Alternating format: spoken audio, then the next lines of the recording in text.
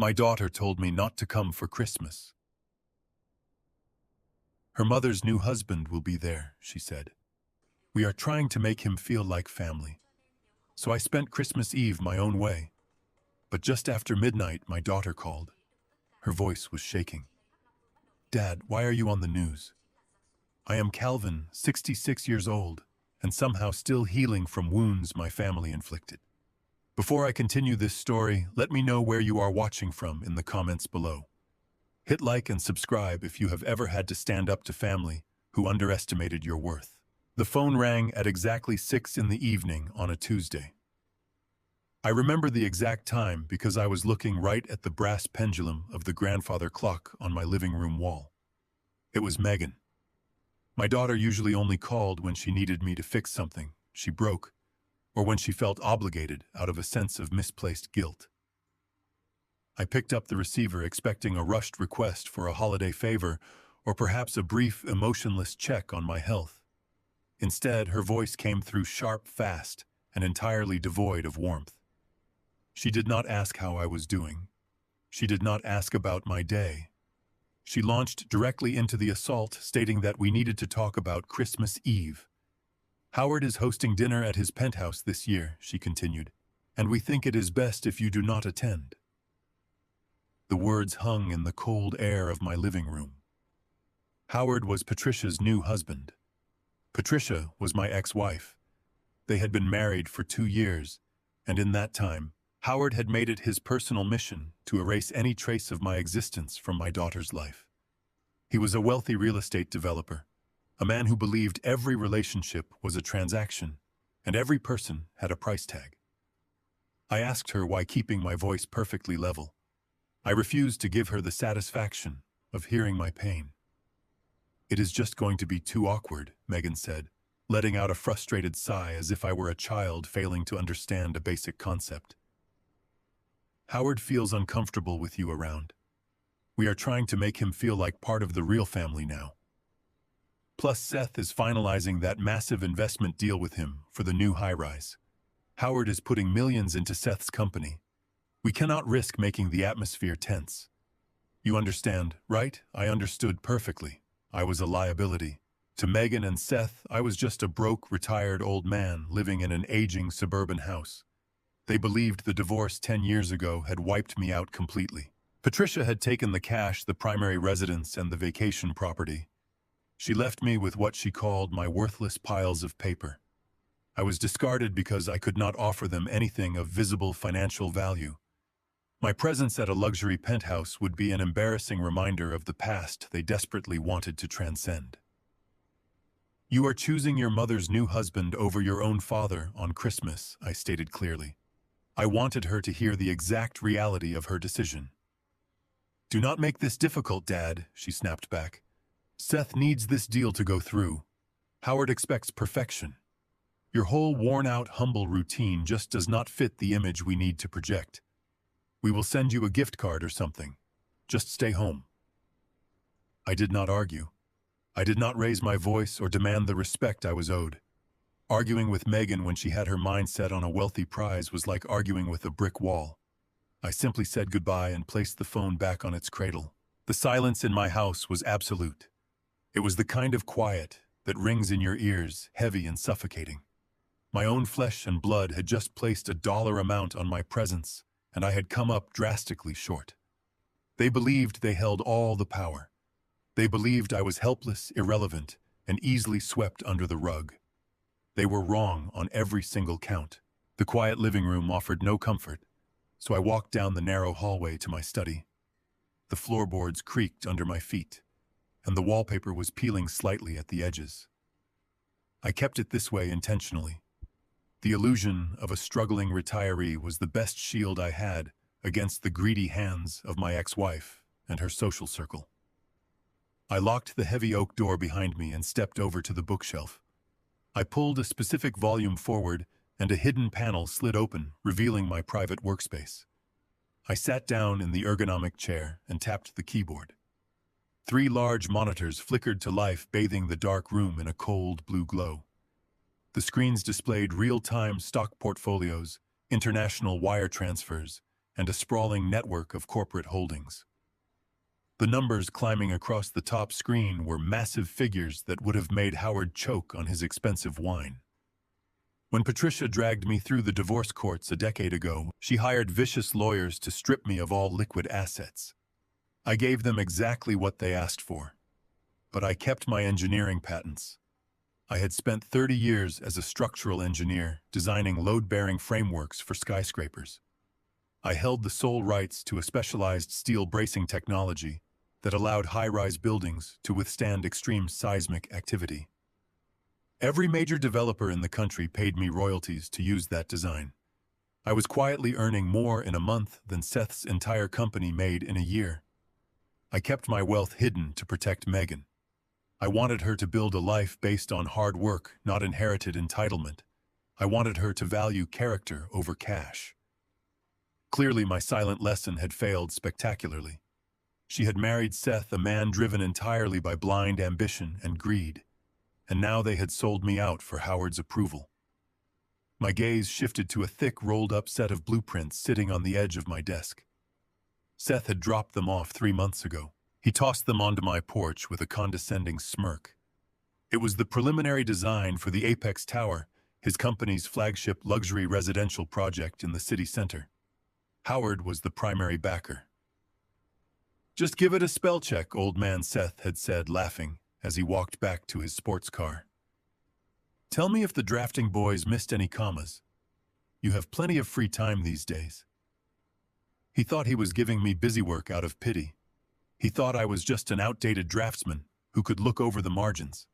He had absolutely no idea who I really was in the structural engineering community. Until this evening, I had ignored the blueprints. I had planned to glance at them eventually.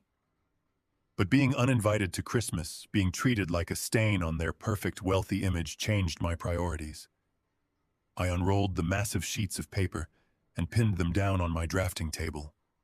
If they wanted to play games with investments and corporate image, I was going to see exactly what kind of empire they were building. I picked up my reading glasses and my architectural scale. I started with the foundation plans and worked my way up the steel skeletal framework. Hours passed in absolute silence. The blue light from the monitors cast sharp shadows across my hands as I traced the structural load paths of the Apex Tower.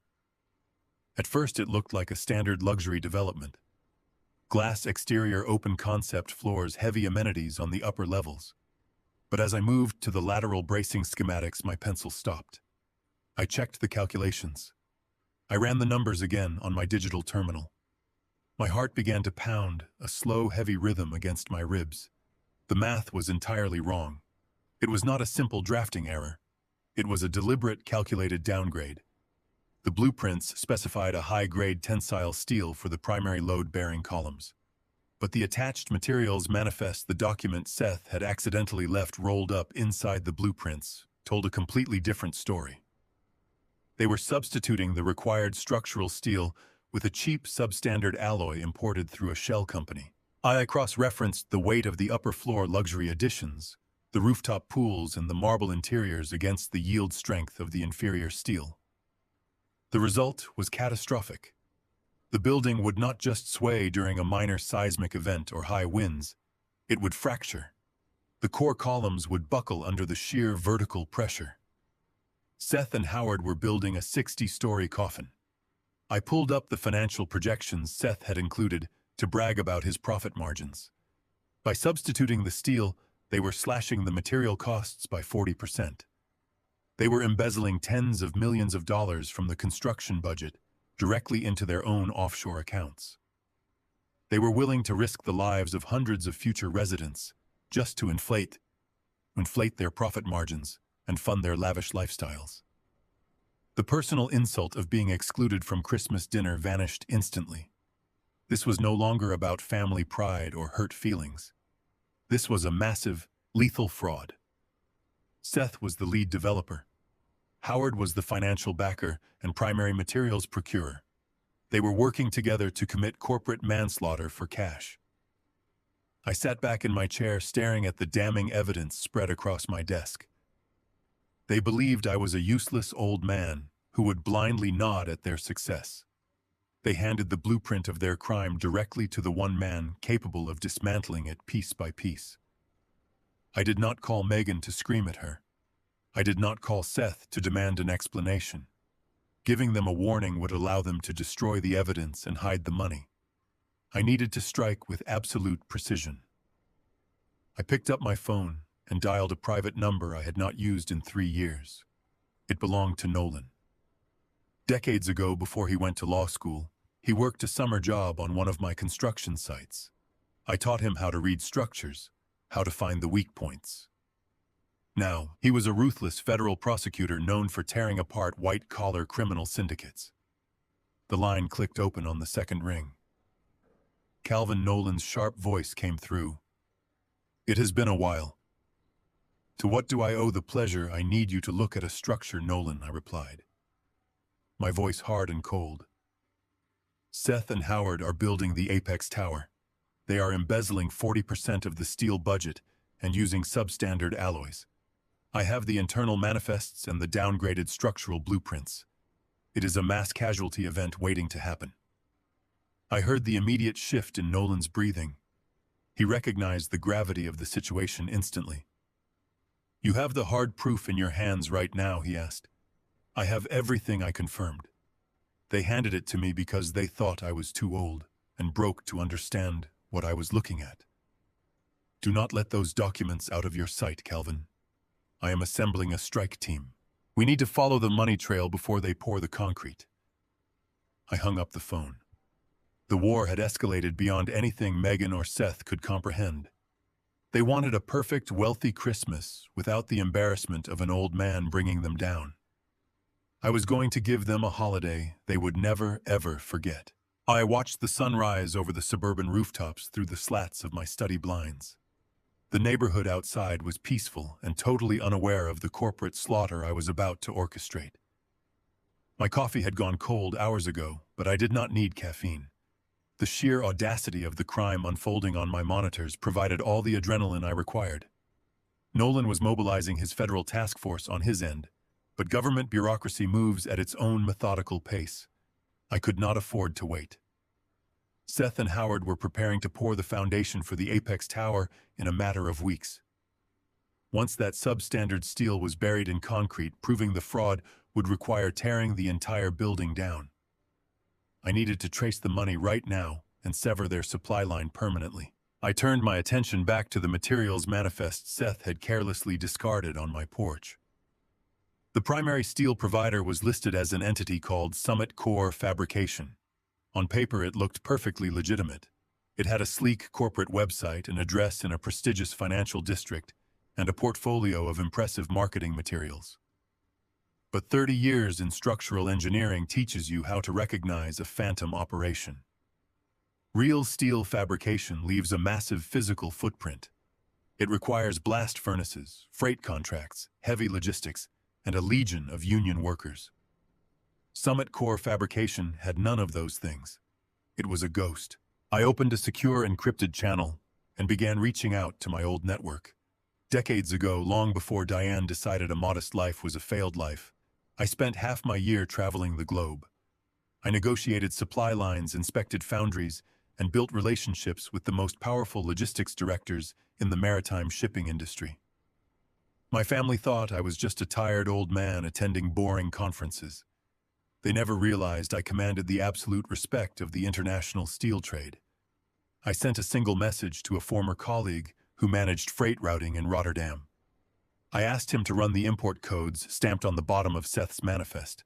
The reply came back within 20 minutes. The information was devastating. Summit Core Fabrication was a shell company. It produced absolutely nothing. The steel arriving at Seth's construction site was not domestic high-grade material. It was being imported from a defunct scrapyard overseas. It was an extremely brittle low-grade alloy typically used for temporary scaffolding, not a 60-story residential high-rise. Howard had set up the shell company to purchase scrap metal for pennies on the dollar. He was then selling that same scrap to Seth's development project at premium market prices. Seth, as the lead developer, was signing off on fake safety inspections, intentionally blinding the city regulators to the truth. They were pocketing millions in the margin, funneling the stolen budget straight into their personal offshore accounts. They were paying for their luxury cars, their penthouse suites, and their lavish holiday dinners with blood money. They were perfectly willing to let hundreds of innocent families move into a towering death trap just to elevate their social status. I forwarded the shipping logs and the offshore banking routes directly to Nolan. The financial trail was airtight. It linked Howard's holding company directly to the fake steel supplier and traced the kickbacks straight into Seth's personal trust. Any competent federal judge would look at those documents and immediately issue warrants for massive fraud and criminal conspiracy. But as I stared at the structural diagrams on my screen, something else caught my attention. A detail so subtle and arrogant, it made the blood freeze in my veins. I enlarged the digital blueprints, focusing closely on the lateral bracing joints holding the core elevator shaft together. The math had already proven the steel would snap under pressure, but the architectural design of the joints themselves was incredibly complex. The specific angle of the load distribution, the unique interlocking mechanism designed to absorb kinetic shock, it all looked profoundly familiar. I pulled up my own secure patent vault on a separate monitor and placed the two files side by side. My breath caught in my throat. Seth and Howard were not just building a fraudulent tower. They were using my exact patented seismic damping design to do it. I had spent 12 years developing that specific interlocking joint. It was the crowning achievement of my engineering career. It was the precise technology that generated the silent fortune my family knew nothing about. Seth had copied my proprietary blueprints line for line. He had stolen my intellectual property and integrated it into his death trap. He clearly believed that my superior design would somehow magically compensate for the inferior brittle steel he was buying from Howard. He thought he could steal my genius to cover up his greed. The sheer disrespect of the act was staggering. Seth had sat at my dining table. He had eaten my food. He had smiled in my face while secretly plotting to lock me out of my daughter's life. And all the while he was quietly copying my life's work to facilitate a mass casualty crime. Howard, the man who had replaced me in my ex-wife's bed, the man who threw his wealth around to make me look like a failure, was entirely dependent on my intellect to build his fraudulent empire. They thought I was a broken-down retiree who could safely be ignored. They had no idea they had just handed the architect of their stolen technology the exact weapon needed to dismantle them. I printed the side-by-side comparisons and sealed them in a folder. This was no longer just a federal investigation into financial crimes. It was a direct, personal war. They had infringed on my patents. That meant I did not just have to wait for the authorities to act. I had the legal right to completely paralyze their operations myself. Nolan called me back as I was organizing the files. He confirmed receipt of the shipping logs and the financial transfers. He sounded deeply impressed. He told me he had enough evidence to secure search warrants for Howard's corporate offices and Seth's development firm. He warned me that federal judges move carefully during the holidays, but he promised the raid would be authorized within 48 hours. He told me to stay quiet and let the authorities handle the rest. I thanked him for his speed, but I knew I could not simply sit back and wait for a raid. Search warrants would freeze their paperwork, but I needed to freeze their actual capability to move money. Howard was a cunning man. The moment he smelled a federal investigation, he would liquidate his assets, dump the shell companies, and flee the jurisdiction, leaving Seth to take the entire fall. I could not let him escape. I needed to trap him in a financial vice so tight he would not be able to breathe. I hung up the phone and opened a direct portal to my primary wealth management firm. The law could put them in prison eventually, but I could bankrupt them today. I looked at the corporate structure of the shell company Howard was using to buy the scrap steel. He had financed the massive purchase through a series of high-interest corporate bonds, assuming he could pay them off once the tower's initial residential units were pre-sold. He was highly over-leveraged. He was standing on a very thin wire of debt. I reached for my keyboard. I was going to buy that wire, and then I was going to cut it. Federal investigations take time. Nolan had promised a swift raid based on the evidence I provided, but I knew exactly how the justice system operated during the holiday season. Judges were on vacation. Warrants required multiple levels of bureaucratic approval. The gears of justice ground forward at an agonizingly slow pace. A man like Howard did not build a fraudulent empire by being slow or stupid. The moment he caught even a whisper of a federal inquiry, he would initiate his contingency protocols. Men of his caliber always had an escape hatch prepared for the day. Their lies finally caught up with them. I knew he would wire the embezzled funds to offshore accounts completely beyond the reach of American jurisdiction. He would liquidate his domestic holdings, pack his tailored suits, and board a private charter to a country without an extradition treaty. Most disgustingly, he would gladly leave Seth behind to take the full force of the federal indictment. Seth was arrogant and greedy, but he was also incredibly naive. He was the perfect fall guy for a seasoned criminal. If Howard escaped, Seth would face 20 years in a federal penitentiary for the structural fraud, and my daughter Megan would be left entirely destitute. She would be burdened by the massive debts and the public humiliation of her husband's crimes. I could not allow Howard to sacrifice them and walk away clean. I needed to build an inescapable cage around him. A legal investigation would eventually freeze his assets, but I needed to paralyze him right now. I needed to cut off his financial oxygen before he even realized he was suffocating. I picked up my phone and dialed the direct line to my primary wealth management firm in New York. The man who answered was Philip, a senior portfolio director, who had quietly managed my patent royalties for over 2 decades. Philip was one of the very few people on earth who knew the true extent of my liquid capital. For years, my instructions to him had been simple and highly conservative. I always told him to reinvest the dividends, maintain a low-risk profile, and keep my name completely out of the public eye. When he heard my voice on the line that evening, he greeted me with his usual calm professionalism, likely expecting another routine inquiry about municipal bonds or tax shelters. I told Philip we were shifting our entire strategy immediately. I instructed him to establish an anonymous blind trust under a generic corporate designation. I told him I required absolute secrecy and rapid execution. Philip shifted his tone from relaxed to highly alert. He knew I had never made a demand like this before. I transmitted the corporate identification numbers for Summit Core Fabrication, the phantom company Howard was using to import the scrap steel. I told Philip I wanted to know exactly how Howard had financed the initial purchase of those materials. Shell companies require massive seed capital, and I knew Howard was far too greedy to use his own liquid cash to fund a fraudulent operation. It took Philip and his team of analysts less than an hour to map out the financial architecture of Howard U.S. Company. The structure was a towering house of cards, built entirely on leveraged debt and extraordinary arrogance. To fund the massive importation of the substandard steel, Howard had taken out a series of high-yield short-term corporate bonds. He had borrowed millions of dollars from a consortium of aggressive private equity lenders. To secure those massive loans, Howard had used his own personal assets as collateral. He had leveraged his luxury real estate portfolio, his investment accounts, and the very penthouse where Megan was currently planning her lavish Christmas Eve dinner. Howard was operating under the dangerous assumption that once the steel was delivered to the Apex Tower site, Seth would blindly authorize the massive construction draw from the project U.S. primary investors.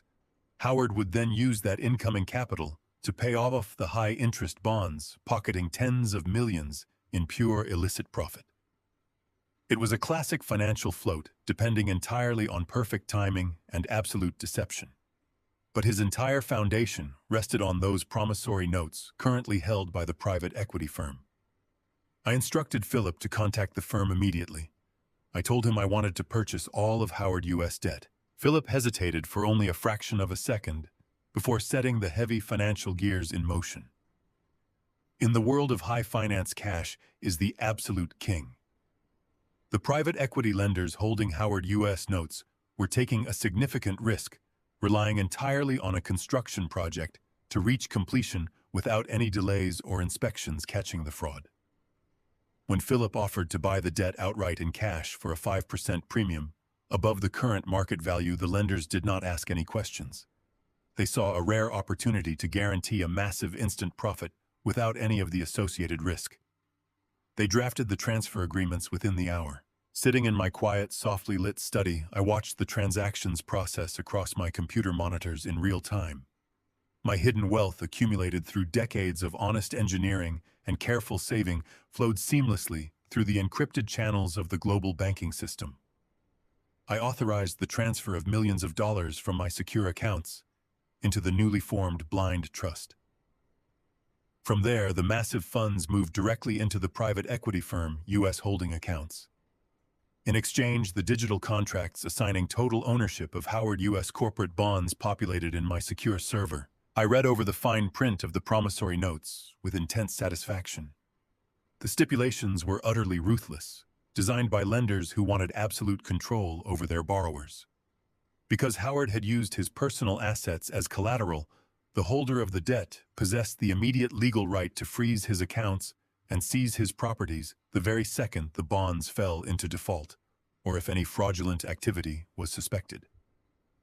Until this precise moment, Howard believed he was completely untouchable, insulated by his wealth and his intimidating social reputation. He had absolutely no idea that his entire existence had just been purchased by the very man he had barred from his holiday table. The profound silence of my suburban home felt entirely different now. It was no longer the sad silence of a discarded father left behind by his ambitious daughter. It was the absolute focused silence of a hunter watching a trap snap permanently shut. By executing this acquisition, I had effectively become Howard U.S. supreme creditor. I owned the notes on his Phantom Steel Company. I owned the leverage over his luxury cars. I held the deed to the penthouse where he slept. I controlled the financial lifeblood of his entire corrupt operation. If Nolanus federal agents arrived and Howard attempted to run, he would find his credit cards completely declined and his bank accounts hopelessly locked.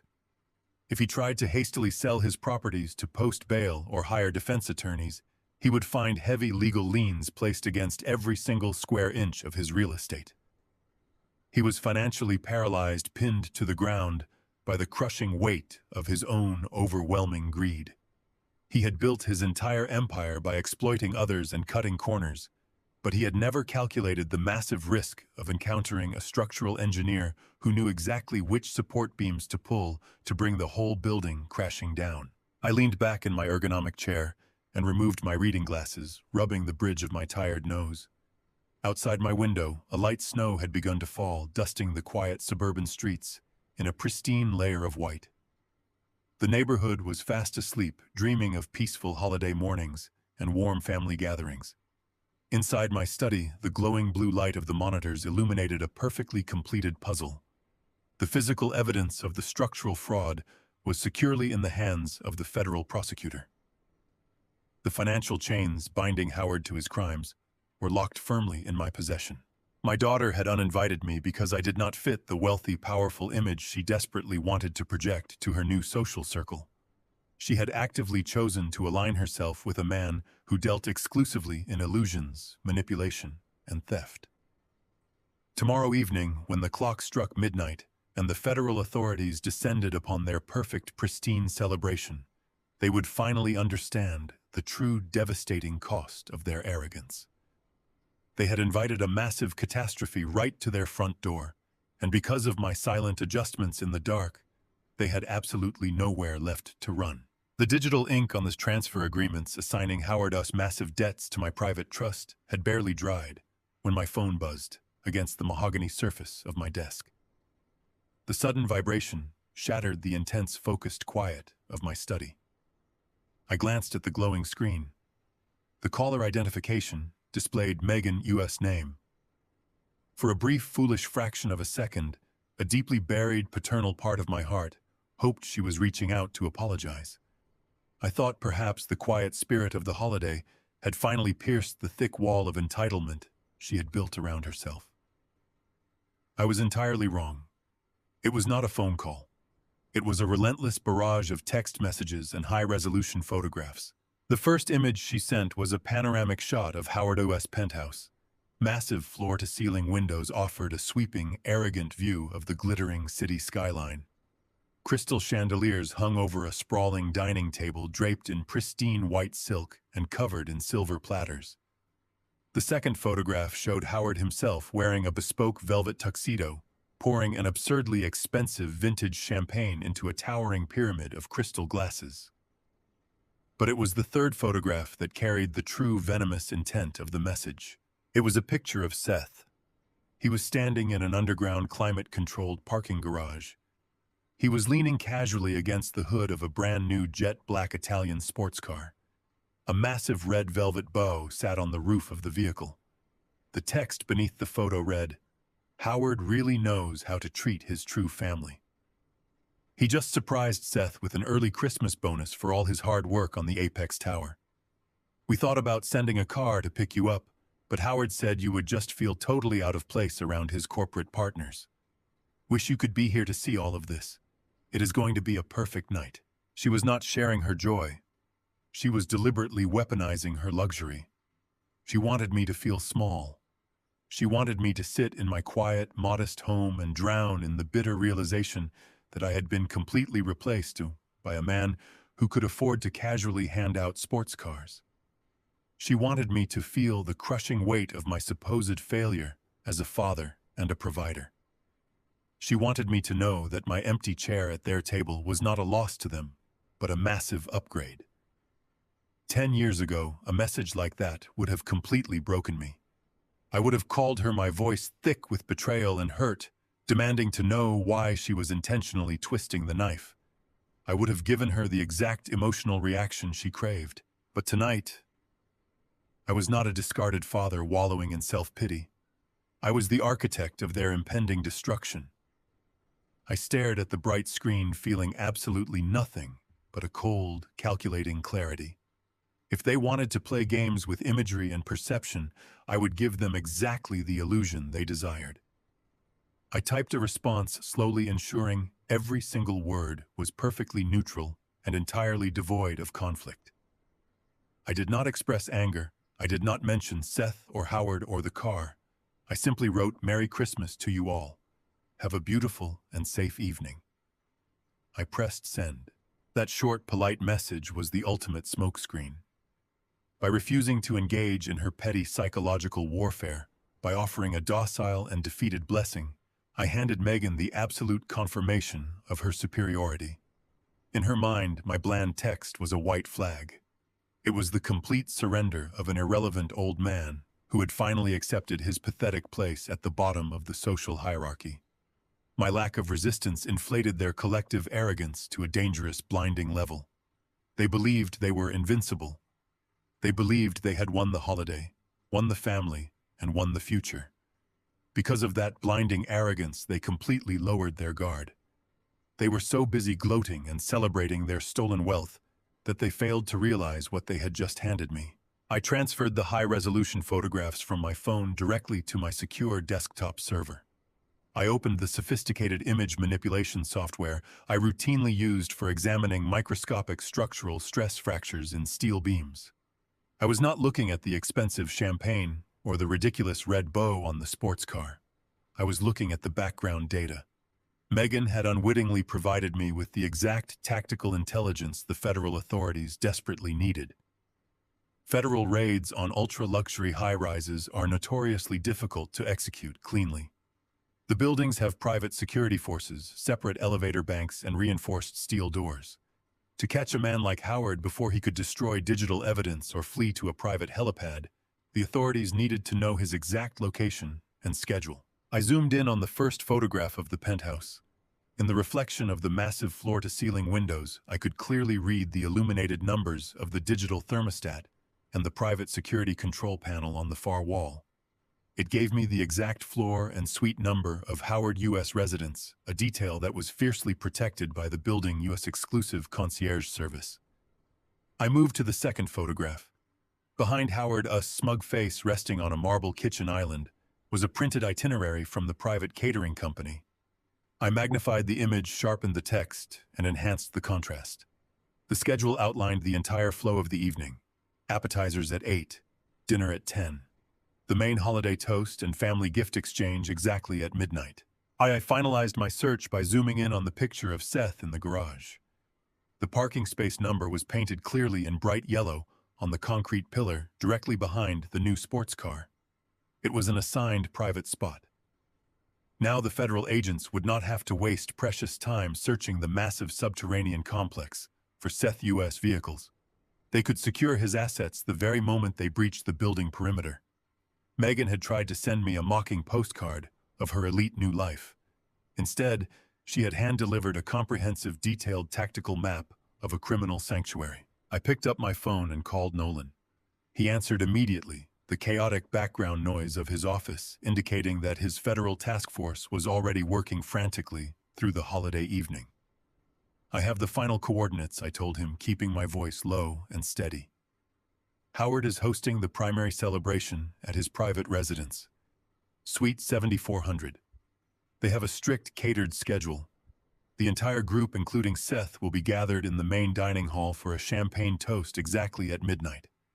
The primary suspect vehicles are located in the sub-level 3 secure garage spaces 41 through 45. I heard Nolan typing rapidly on his end of the line. The precision of the information was exactly what his strike team required. "That is brilliant work," Calvin Nolan said, the sharp edge of anticipation clear in his voice. "We were trying to quietly secure the floor plans from the building management without tipping off Howard U.S. private security detail. You just handed us the keys to the castle. The arrest warrants have been signed by the federal magistrate. We are moving in tonight. We will breach the penthouse right as they raise their glasses." I thanked Nolan and ended the call. The heavy grandfather clock in my hallway chimed, signaling the passage of another hour. Outside, the winter night had grown completely dark. The city was settling into a quiet, festive peace, completely ignorant of the massive financial and legal earthquake that was about to rupture. I walked into my small, humble kitchen and poured myself a simple cup of black coffee. I did not need vintage champagne or a penthouse view to feel victorious. I had successfully purchased the chains that would permanently bind them, and my own daughter had cheerfully provided the locks. The smoke screen was fully deployed and functioning flawlessly. They were currently standing at the very peak of their fraudulent empire, toasting to their stolen wealth and their unassailable power. They were completely unaware that the foundation beneath their feet had already been utterly demolished. All that remained now was the spectacular fall. The digital clock on the wall of the federal building read 8 in the evening. Outside the reinforced glass windows, the city was a sprawling canvas of festive lights and holiday cheer. Families were gathering around, roaring fireplaces, exchanging gifts, and sharing warm meals.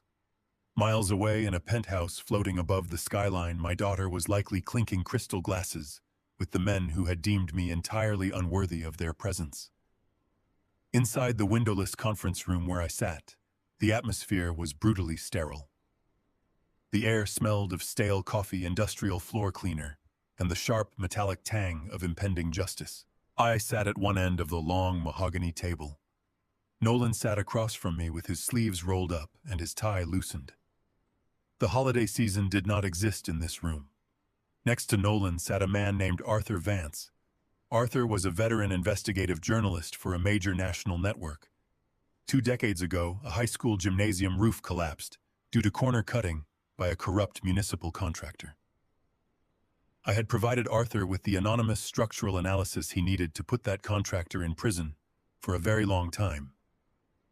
We had not spoken since, but when I called him earlier this afternoon and told him I had a corporate massacre ready to be unboxed, he abandoned his own family dinner without a second thought. I placed my heavy leather briefcase on the table. The sharp click of the brass locks echoed loudly in the quiet room.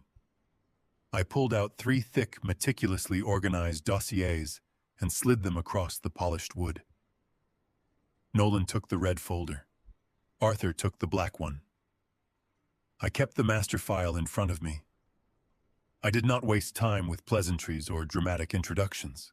I instructed them to open to the first page. I watched Arthur adjust his reading glasses as he stared at the side-by-side structural blueprints. I explained the mechanics of the apex tower.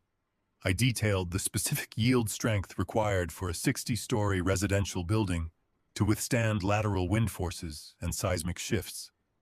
Then I pointed to the materials manifest Seth had carelessly abandoned on my front porch.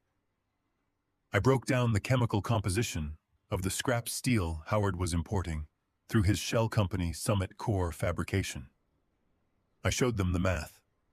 I explained that the substandard alloy would absolutely buckle under the sheer vertical pressure of the upper floor luxury amenities. They were building a vertical graveyard. Nolan flipped to the financial section of his dossier. I had provided him with the complete tracing of the embezzled funds. He followed the trail of millions of dollars flowing from the initial construction loans into the phantom supplier accounts, and finally into the offshore trusts controlled by Seth and Howard. He saw the exact profit margins they were illegally skimming. Nolan leaned back in his chair, rubbing his jaw. He had spent his entire career prosecuting white-collar criminals, but the sheer brazenness of this operation left him momentarily speechless. They were stealing 40% of the entire structural budget. Then I directed their attention to the final section of the dossier. I laid out the original patent schematics for the seismic damping joints. I placed Seth Aus's stolen architectural designs right next to them. I explained that I was the sole legal owner of that specific technology.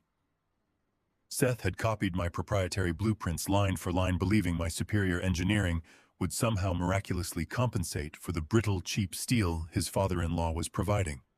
He had committed massive intellectual property theft to facilitate a mass casualty crime, and he had handed the evidence directly to the patent holder because he thought I was just a tired old man who could check his spelling. Arthur looked up from the documents. The journalist in him recognized the magnitude of the story instantly. This was not just a local corruption scandal. This was a national catastrophe intercepted just moments before execution. He asked me why I had waited until Christmas Eve to deliver this information. He wanted to know why I had not brought this to the authorities weeks ago when I first discovered the anomaly. I told him the truth. I explained that I had only scrutinized the blueprints after my daughter banned me from her holiday celebration to protect her husband, who has fragile corporate image. But more importantly, I explained the construction schedule. According to the internal timelines Seth had drafted, the massive concrete pour for the central elevator core of the Apex Tower was scheduled for the 26th of December. They were rushing the foundation work during the holiday weekend to avoid municipal inspectors. Once that inferior scrap steel was encased in thousands of tons of concrete, the physical evidence of their fraud would be buried permanently. Proving the crime later would require tearing the entire building down, a legal battle that Howard would tie up in the courts for a decade. We had a window of less than 36 hours to stop them. Nolan understood the exigent circumstances immediately. The holiday presented a massive bureaucratic hurdle. Federal courts were closed. Warrants typically required days of careful review. But the imminent destruction of evidence and the direct, undeniable threat to public safety provided Nolan with the legal ammunition he needed to bypass the standard channels. He pulled out his secured federal mobile phone and dialed a magistrate judge directly at his private residence. I sat in silence as Nolan paced the length of the conference room. He spoke in rapid, clipped sentences outlining the embezzlement, the patent theft, and the lethal structural downgrade. He transmitted the digital scans of the dossiers directly to the judge's U.S. secure terminal. He emphasized that the primary suspects were currently gathered in a single location, celebrating their new wealth, and that any delay would allow them to transfer the remaining stolen funds beyond international borders. The tension in the room was absolute. Arthur began drafting his broadcast notes on a yellow legal pad, his pen moving furiously across the page. He was preparing to interrupt the scheduled network programming. He was going to expose Howard and Seth to the entire country, ensuring that no amount of wealth or political influence could ever shield them from the public fallout. Arthur asked me if I was prepared for the inevitable media storm that would surround my family. I told him I had already severed those ties. My loyalty belonged to the innocent lives that would have been lost in that tower, not to the greedy individuals who shared my last name. Nolan ended his phone call and turned back to face the table. His expression was grim and entirely resolute. The magistrate judge had reviewed the material evidence and recognized the immediate severe threat to life. The emergency arrest warrants were officially authorized. The signatures were digital, but their power was absolute. Nolan looked at his watch. It was approaching 10 o'clock. He told me his tactical teams were already staged in the city and would begin moving toward Howard U.S. Penthouse within the hour. I stood up from the heavy oak table and fastened the brass locks on my briefcase. The execution phase of my silent adjustment was complete. The evidence was secured, the warrants were active, and the media broadcast was primed for launch. I had taken the profound disrespect my family had shown me and forged it into an inescapable legal and financial trap. They had wanted a perfect exclusive holiday far away from my modest existence. They were about to receive an uninvited group of heavily armed federal guests instead. I thanked Nolan and Arthur for their swift action. I walked out of the sterile conference room, leaving the federal agents to do their work, completely ready for the midnight shockwave that would permanently demolish my daughter, U.S. false empire. The winter air outside the federal building was sharp and unforgiving, but inside the luxury penthouse across the city, the temperature was perfectly controlled. I could picture the scene with absolute clarity. The mahogany clock in my own quiet hallway began its slow, methodical chime toward midnight. At that exact moment, miles away, Howard would be standing at the head of a massive dining table lifting a flute of vintage champagne. Seth would be sitting to his right, wearing the arrogant smirk of a man who believed he had just successfully stolen the world. Megan would be basking in the glow of the crystal chandeliers, completely convinced that her curated flawless holiday was the ultimate validation of her life choices. She had severed the dead branch of her family tree, and in her mind, the tree was finally ready to bloom. They were celebrating a victory built entirely on a foundation of sand, and the tide was already rushing in. In the background of their opulent dining room, a massive flat-screen television would be playing a holiday concert, providing a sophisticated soundtrack to their elite gathering. Howard demanded perfection in every detail, and the ambient noise of a symphony orchestra served as the perfect auditory wallpaper for his wealth. They were seconds away from midnight. They were seconds away from toasting to their mutual brilliance. Seth was likely preparing a speech about the Apex Tower, bragging about his profit margins and the upcoming concrete pour that would seal their fortune. He had no idea that the concrete pour would never happen. He had no idea that the very blueprints he had carelessly tossed onto my porch had already sealed his fate. The grandfather clock in my home struck its 12th and final note. Simultaneously across the city and across the entire national broadcasting network, the holiday symphony was abruptly severed. There was no gentle fade to a commercial break. There was only the harsh, jarring electronic tone of a breaking news alert. The sudden shift in audio would have immediately irritated Howard. I could imagine his heavy sigh of annoyance as he reached for the remote, intending to mute the television and proceed with his grand toast. But before his thumb could press the button, the image on the screen paralyzed him. The bright festive colors of the holiday concert were replaced by a stark aerial photograph of the Apex Tower construction site. The bold red graphics flashing across the bottom third of the screen read "Massive Federal Indictment," followed quickly by Apex Tower executives targeted in fraud sting. The champagne flute in Seth's hand must have frozen halfway to his lips. The smugness would have drained from his face in a matter of seconds, replaced by a cold, suffocating dread. The news anchor, a veteran journalist with a voice that conveyed absolute authority, began to read the breaking bulletin. The anchor detailed the immediate suspension of the Apex Tower project due to a massive coordinated federal investigation into lethal structural fraud. The words echoed through the pristine penthouse, transforming the luxury suite into an echo chamber of impending doom. The broadcast did not deal in vague accusations. Nolan and Arthur had worked with surgical precision. The anchor laid out the entire criminal architecture for the nation to hear. The network broadcasted the name of Howard U.S. Phantom Shell Company, Summit Core Fabrication. They detailed the specific scheme, explaining how the developers were importing dangerously brittle scrap steel from overseas and billing the project investors for high-grade domestic materials. The anchor explained the catastrophic implications of the fraud, stating that the building would have suffered a total structural collapse under its own weight if the construction had proceeded. Seth and Howard were not painted as clever businessmen who had made a minor administrative error. They were publicly branded as ruthless criminals who were actively engineering a mass casualty event for personal profit. Howard's face would have turned the color of ash. The protective bubble of his immense wealth popped instantly. The shell company he thought was untraceable was currently the lead story on a national broadcast. The secret offshore accounts he used to funnel the stolen money were being openly discussed by legal analysts on live television. Seth would be looking around the room with wide, terrified eyes, realizing that his career, his freedom, and his entire life were evaporating before his eyes. Megan would be sitting frozen in her designer gown, her brain desperately failing to process the sudden violent collapse of her perfect world. But the true shockwave, the absolute psychological devastation, had not even hit them yet. The news anchor transitioned to the source of the investigation. The anchor stated that this unprecedented federal raid was only possible due to the courageous intervention of a key whistleblower.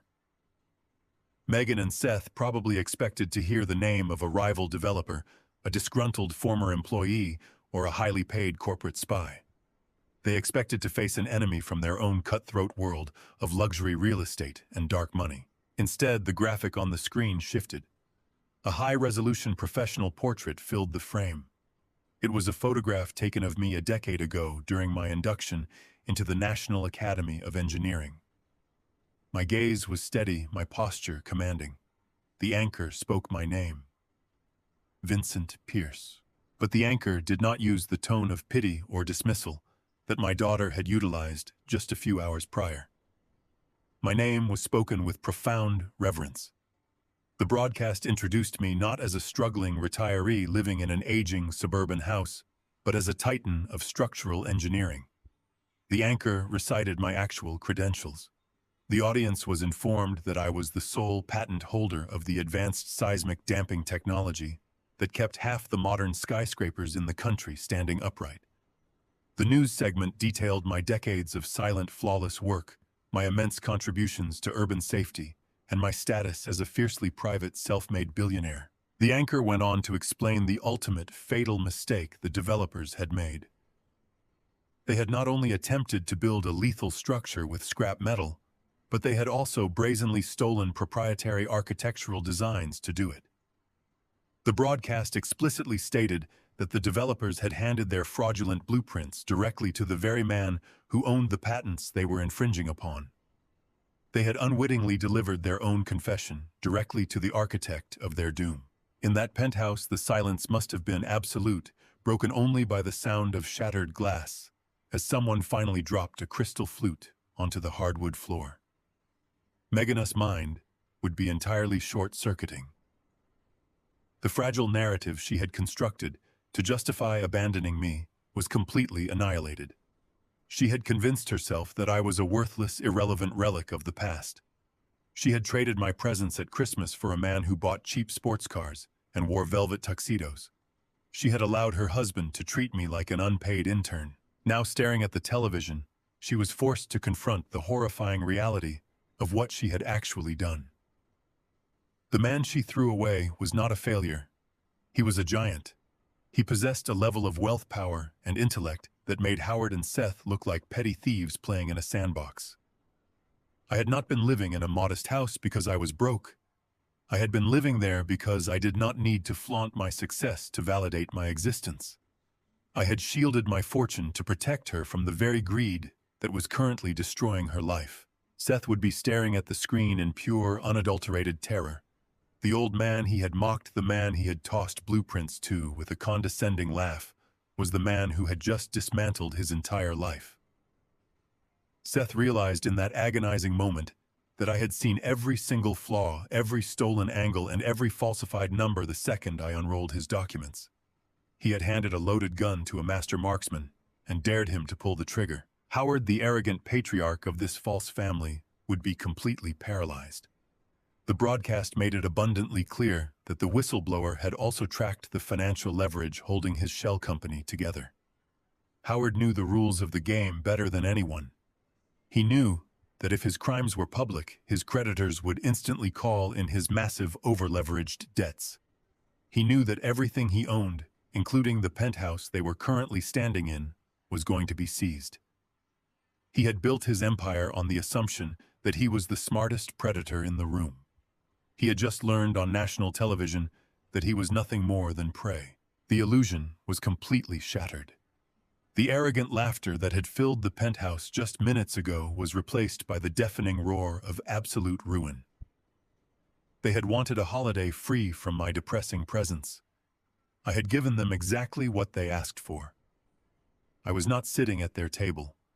I was dominating the airwaves, commanding the attention of the entire country, and ensuring that their perfect Christmas Eve would be the very last night they ever spent in luxury. As the news anchor continued to detail the severe federal charges and the decades of prison time the executives were facing, a new sound began to echo through the corridors of the luxury high-rise.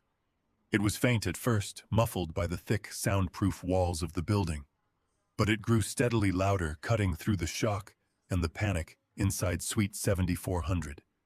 It was the heavy rhythmic thud of tactical boots marching down the hallway, accompanied by the unmistakable sound of federal agents preparing to breach the reinforced doors. The reality I had set in motion had finally arrived at their doorstep. The glowing screen of my monitor cast a pale light across the dark study. The news anchor continued to speak, her voice steady and professional, detailing the sheer scale of the fraud I had just exposed. I reached out and pressed the power button on the remote.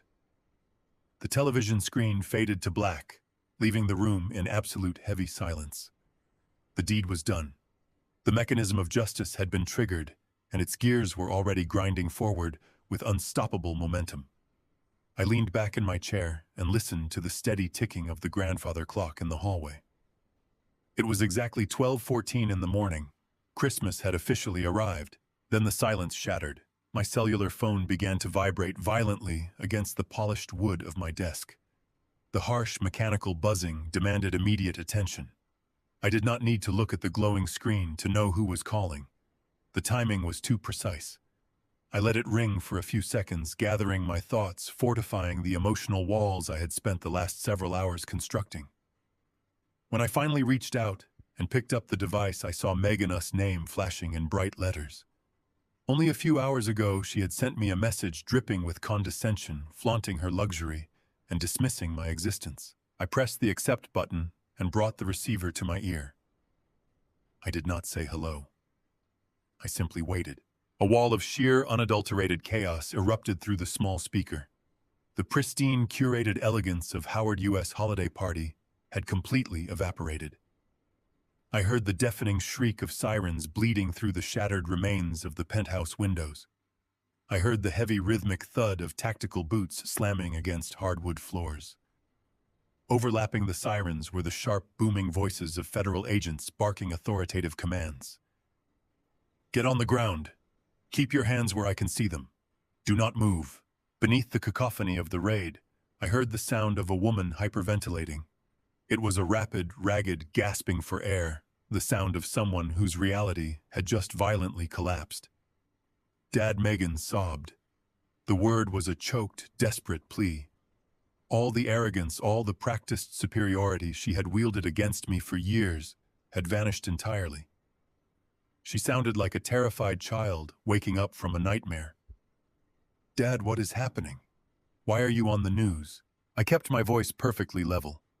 I did not allow a single ounce of satisfaction or vindictiveness to bleed into my tone. I spoke with the calm, measured authority of an engineer, explaining a mathematical certainty. "You are experiencing the consequences of your husband's actions, Megan." "No," she cried out, her voice pitching into a hysterical shriek. They broke the doors down. Men with rifles just broke through Howard U.S. custom doors. They threw Seth onto the floor. "They are putting handcuffs on him. Dad, you have to help us. They are taking Howard away. He is screaming at them, but they will not listen. Tell me this is a mistake. Tell me you did not do this." "Oh, Mom." I listened to the sound of zip ties ratcheting shut in the background. I heard Seth crying out, his voice high and thin, protesting that he was a legitimate businessman. The illusion he had sold to my daughter was being dismantled by men wearing tactical gear and federal badges. "It is not a mistake," I said quietly. Seth and Howard decided to play God with the lives of hundreds of innocent people. They altered the structural blueprints for the Apex Tower. They substituted critical load-bearing steel with cheap, brittle scrap metal to embezzle tens of millions of dollars. They built a towering death trap so they could afford the very penthouse you are standing in right now. "That is not true," Megan gasped, though the weakness in her voice betrayed her. "Seth would never do that.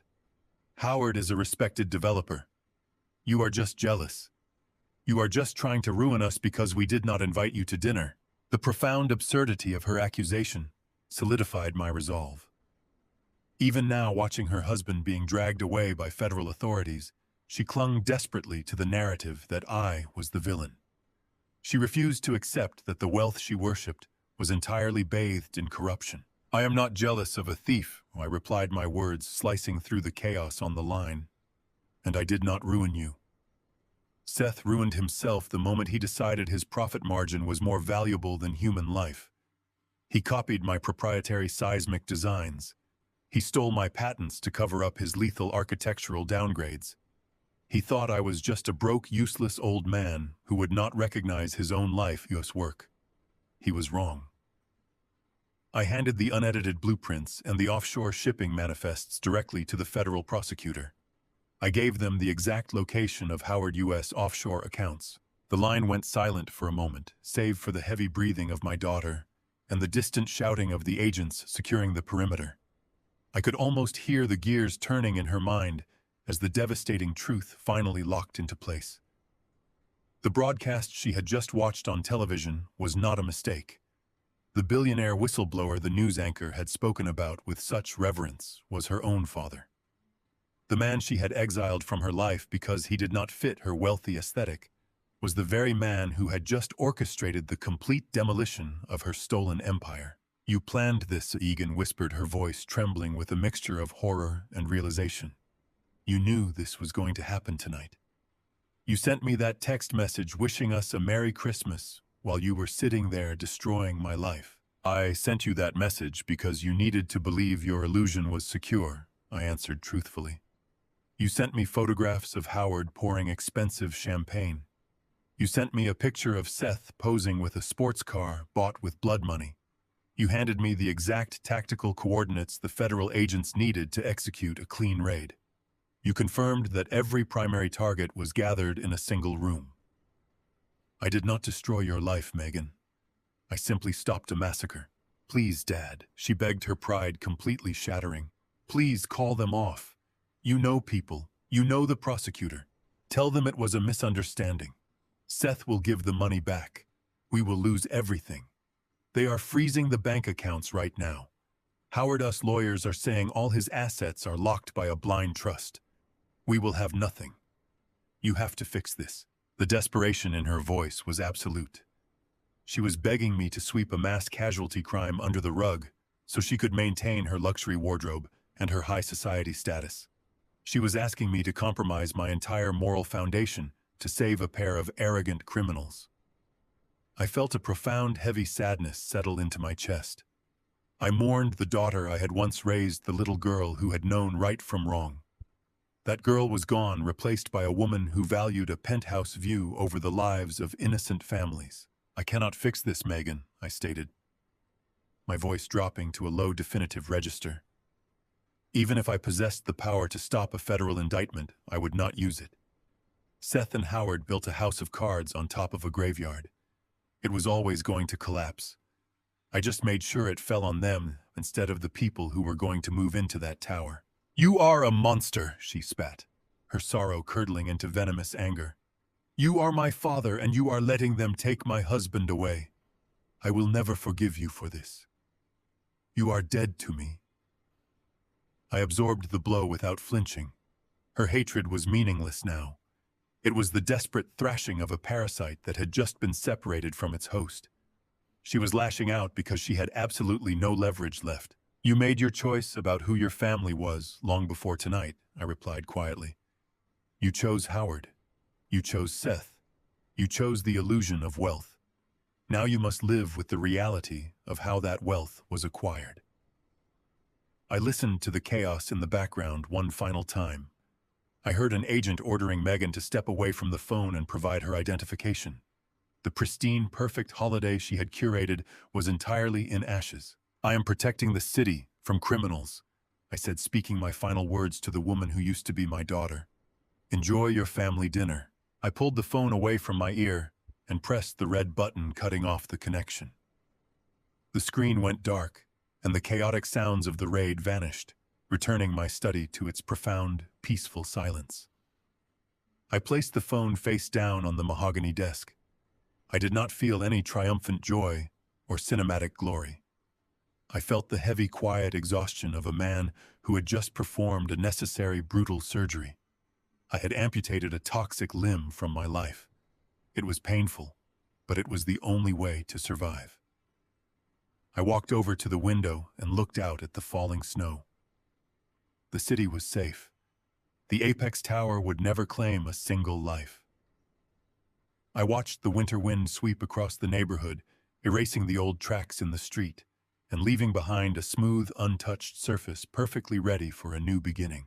The sun rose slowly over the snow-covered suburban streets, casting a brilliant, blinding light across the frost that clung to the window panes of my small wooden cabin. Inside, the air was warm and smelled faintly of pine needles and freshly roasted coffee. It was Christmas morning. For decades, this particular day had been marked by a highly predictable routine of forced smiles, exchanging expensive gifts I did not want, and enduring the suffocating feeling of being an entirely unwanted guest in my own family. Today, however, the profound silence in my kitchen was an absolute sanctuary. I sat in my favorite armchair by the window, watching the steam rise from my ceramic mug, feeling a deep, unshakable sense of peace settling into my bones. The digital news feeds on my tablet confirmed the total success of the midnight raid. The Apex Tower project was officially dead. Howard and Seth were currently sitting in separate federal holding cells, denied bail and stripped of their bespoke suits and their arrogance. The world was righting itself, and for the first time in years, I felt like I could finally breathe. The pristine silence of the holiday morning was violently ruptured by the sound of heavy tires skidding erratically across the icy gravel of my driveway. I looked through the frosted glass and saw a luxury black sedan, a vehicle usually driven by a private chauffeur, slam heavily into the snowbank near my front porch. The engine was cut off abruptly, followed immediately by the frantic, echoing sound of car doors slamming shut. I did not move from my chair. I simply took another slow, deliberate sip of my hot coffee. Heavy, urgent footsteps pounded against the wooden steps of my porch, and a second later my front door was thrown completely open without a single knock. The freezing winter wind rushed into the warm cabin, bringing with it the two women who had spent the last 10 years making me feel entirely invisible and worthless. It was my daughter Megan, and stepping into the cabin right behind her was Patricia. Patricia was my former wife. She was a woman who had abandoned our marriage 20 years ago because she had ultimately decided that a structural engineer working to ensure municipal safety did not possess the ruthless financial ambition she required to be happy. She had married into a wealthy family of corporate lawyers, and she had spent her life raising Megan to worship the exact same hollow idols of wealth, status, and public perception. Standing in my doorway on Christmas morning, however, they did not look like the elite, untouchable socialites they constantly pretended to be. They looked completely destroyed. Megan was still wearing the same designer silk gown from the night before, but the expensive fabric was severely wrinkled and stained with spilled champagne. Her immaculate makeup was smeared darkly across her pale, exhausted face, and she was trembling violently from the cold and the shock. Patricia wore a heavy mink coat thrown hastily over a silk nightgown, her perfectly styled hair now a chaotic, tangled mess. They looked like survivors of a shipwreck, dragging themselves onto the shore, completely stripped of their dignity and their pride. They did not offer a greeting. They did not acknowledge the holiday. Megan surged forward into my living room, kicking the front door shut behind her. Her eyes were wide with a manic, unhinged desperation. She immediately began to scream, her voice sharp and frantic in the quiet cabin, demanding that I pick up my phone and fix the nightmare I had created. She ordered me to call the federal prosecutor immediately and completely recant my whistleblower testimony. She insisted that I contact the authorities and claim my structural analysis was flawed, that I had made a terrible age-related mistake in my engineering calculations. She demanded that I march down to the federal courthouse right now, use the massive hidden fortune they now knew I possessed, and post the millions of dollars required to bail Seth out of his holding cell. She commanded me to release a public statement to the business press using my legendary reputation in the structural engineering world to vouch for Howard U.S. Construction Company and stop the catastrophic bleeding of their stock prices. She wanted me to lie to the entire world to save the men who had planned to build a vertical graveyard. When I remained completely silent, simply watching her panic from the comfort of my armchair, Patricia stepped forward to amplify the attack. Her face was twisted into a terrible mask of pure, venomous hatred. She pointed a trembling, manicured finger directly at my chest and unleashed a torrent of bitter, deeply personal accusations. She screamed that I was a pathetic, jealous old man who could not stand to see anyone else succeed. She claimed I had orchestrated this entire federal investigation out of sheer petty spite because I could not bear the reality that my daughter was living a life of luxury that I could never provide for her. Patricia accused me of being a bitter failure who desperately wanted to drag everyone down into my own miserable, lonely suburban existence. She shouted that I had intentionally waited until Christmas Eve to spring this trap just to maximize their humiliation. She yelled that I wanted to ruin the most important night of their lives, just to soothe my own bruised ego and punish them for leaving me off a dinner invitation list. She screamed that I was a monster, a treacherous and unforgiving father who would rather see his own family destroyed and his son-in-law sent to federal prison than admit that he was an irrelevant old man. I did not raise my voice. I did not stand up to meet their intense physical aggression. I did not offer a single word of justification, defense, or apology. The strategy of an emotional manipulator relies entirely on active engagement. They feed on arguments. They draw their power from making their victims feel guilty, forcing them to become defensive, and making them desperate to explain their actions. I refused to give them a single drop of that power. I sat perfectly still, my posture relaxed, my breathing slow and completely measured. I watched them perform their hysteria with the cold, clinical detachment of a scientist observing a volatile chemical reaction safely behind thick glass. When my coffee cup was finally empty, I calmly stood up from my chair, walked past them as if they were entirely invisible, and stepped into the small kitchen to pour myself a second cup. The mundane, ordinary nature of my action seemed to drive them entirely insane. Megan followed me into the kitchen, her voice cracking painfully as she shifted her tactics from aggressive demands to pathetic, desperate pleading. She cried that I was ruining her future, that Seth was a good man who had just made a minor administrative business error, and that I was punishing her for simply wanting a beautiful, successful life. She sobbed openly, leaning heavily against my kitchen counter, begging me to remember that she was my little girl and that a father is supposed to protect his daughter no matter what she does. Patricia continued to hover in the doorway, hurling vicious insults about my character, my career, and my utter lack of human compassion.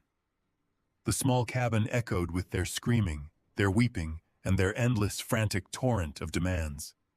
They filled the room with a chaotic storm of noise, throwing every emotional weapon they possessed directly at my chest. I let them scream. I let them exhaust their lungs and drain their tear ducts.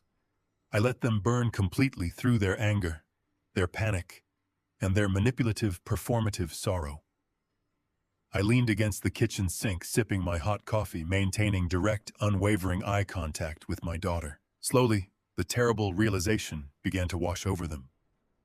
Minutes passed, and my profound silence became significantly heavier and more oppressive than their noise. The screaming began to falter, breaking into jagged, breathless gasps. The frantic pacing stopped entirely. Megan wiped her wet face, her breath hitching painfully in her throat as she stared back at me. Patricia lowered her pointing finger, the venom dying instantly in her mouth. The cabin grew completely terrifyingly quiet, leaving only the sound of the winter wind rattling the window panes. They looked at me and they finally understood. They saw that there was absolutely no conflict in my eyes. There was no hesitation, no residual guilt, and no lingering parental weakness they could exploit to save themselves. They realized that my silence was not the silence of a man who was intimidated by their anger or moved by their dramatic tears. It was the absolute, immovable silence of a judge who had already delivered the final verdict and walked away from the bench. They finally understood that all their screaming, all their begging, and all their hateful accusations were bouncing off a solid wall of iron. I had not acted out of jealousy, and I was absolutely not going to save them from the consequences of their own monstrous greed. The man standing before them in the kitchen was completely immune to their existence. The sheer shock of my absolute indifference hit them much harder than the federal raid itself. It was the ultimate unbreakable boundary, and it signaled their total, devastating defeat. The profound silence in the cabin stretched into an unbearable eternity for the two women standing before me. I watched the frantic energy drain completely from my daughter's posture, replaced by a cold, creeping dread. They had come here expecting a battle. They had armed themselves with tears, accusations, and shrill demands, fully prepared to batter my defenses until I surrendered. Instead, they had crashed headlong into a fortress of absolute indifference. Patricia, my former wife, lowered her trembling hand. The venomous words she had prepared died in her throat as she looked into my eyes and found absolutely nothing she could manipulate. Megan leaned heavily against the edge of the kitchen counter, her breath hitching in a series of ragged, quiet gasps. The reality of their total powerlessness was finally settling over them like a heavy winter frost. When I was certain that their hysterical performance had entirely concluded, I turned my back on them. I walked slowly across the rustic wooden floor of my living room toward the heavy oak desk that sat beneath the large bay window. I did not speak a single word. The only sound in the room was the soft crackle of the logs burning in the stone fireplace and the measured tread of my boots. I reached into the bottom drawer of the desk and withdrew a thick, bound leather portfolio. It was heavy, weighted down with decades of careful planning, meticulous saving, and ultimate leverage. I carried the portfolio back to the center of the room and dropped it onto the solid wood coffee table. The heavy thud made Megan flinch physically. I gestured toward the leather-bound book, inviting them to look. For a long moment, neither woman moved. They simply stared at the portfolio as if it were a dormant explosive. Finally, curiosity and desperation overcame Patricia's paralysis.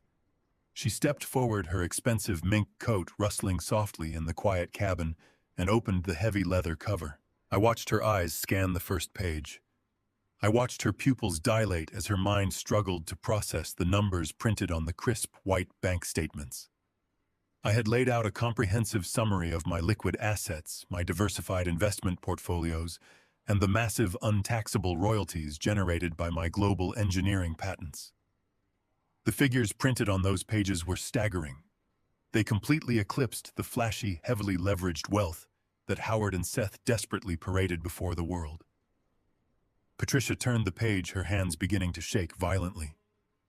She saw the establishment of blind trusts, the acquisition of prime commercial real estate, and the massive reserves of capital I had quietly accumulated over the past 30 years. "You are looking at the reality you always claimed I lacked," I told Patricia, my voice calm and perfectly steady. "You left me 2 decades ago because you believed my dedication to structural integrity and municipal safety was a sign of pathetic weakness. You demanded a man who would shout his ambition from the rooftops, a man who would drown you in visible luxury. You convinced yourself and you convinced our daughter that I was a failure because I refused to play that hollow game." Patricia looked up from the documents, her face entirely drained of color. Her lips parted, but she could not form a single coherent word. The shock of realizing she had abandoned a fortune vastly superior to the one she currently worshipped had temporarily severed her ability to speak. I turned my attention to Megan. She was staring at the documents over her mother's shoulder, her eyes wide with a mixture of absolute confusion and profound betrayal. I addressed her directly, ensuring my tone conveyed no anger, only the deep lingering sorrow of a failed father. I kept this reality hidden from you intentionally, Megan. I explained, watching the tears well up in her exhausted eyes. When your mother left, I watched her infect you with the disease of entitlement. I saw you beginning to measure the worth of human beings by the labels on their clothing and the addresses of their homes. I knew that if you were aware of the wealth I possessed, you would never strive for anything of your own. You would become a parasite feeding on my success, while cultivating an arrogant superiority over anyone who had less. I wanted to give you the greatest gift a parent can provide. I wanted to give you the opportunity to build your own character, to understand the value of honest labor, and to learn that true wealth is measured in integrity, not in optics. I paused, letting the silence emphasize the tragedy of my next words. That grand experiment was a complete and miserable failure. I watched you choose Seth, a man who possessed no moral compass, simply because he could provide the shallow illusion of prestige. I watched you actively erase me from your life, because my honest, quiet existence was an embarrassment to your new social circle. You traded your soul for a seat at a table funded by stolen money and lethal structural fraud. Megan let out a sharp, painful sob. You lied to me, she cried, her voice cracking under the weight of her realization. You let me believe we were struggling. You let me worry about you. I did not lie, I corrected her smoothly. I simply lived a modest life. You assumed I was a failure because you adopted a corrupt definition of success. And because of that definition, you aligned yourself with criminals. Patricia suddenly found her voice. Her shock immediately transmuted into a greedy, desperate calculation. She slammed her hand down on the open portfolio. If you have all of this money, she demanded, her voice shrill and urgent, then you can fix this. You can hire the best defense attorneys in the country. You can pay Seth's bail. You can use your influence to settle the federal charges against Howard's company before they lose everything. I looked at my former wife, marveling at the sheer, unadulterated depth of her moral bankruptcy. Even now, staring at the evidence of a mass casualty crime, prevented at the last possible second, her only concern was preserving the financial status of her daughter's husband. She did not care about the innocent lives that would have been lost in the Apex Tower. She only cared about the money. I stepped forward and placed my hand over the leather portfolio. I slowly turned the heavy pages past the bank statements, past the patent royalties, and past the investment summaries. I stopped at the final section of the ledger. I spread a series of highly complex legal contracts and promissory notes across the table, sliding them directly toward Megan. I am not going to save Seth, and I am certainly not going to save Howard. I told them, my voice echoing with absolute final authority. You came here demanding that I use my reputation to protect Howard's company.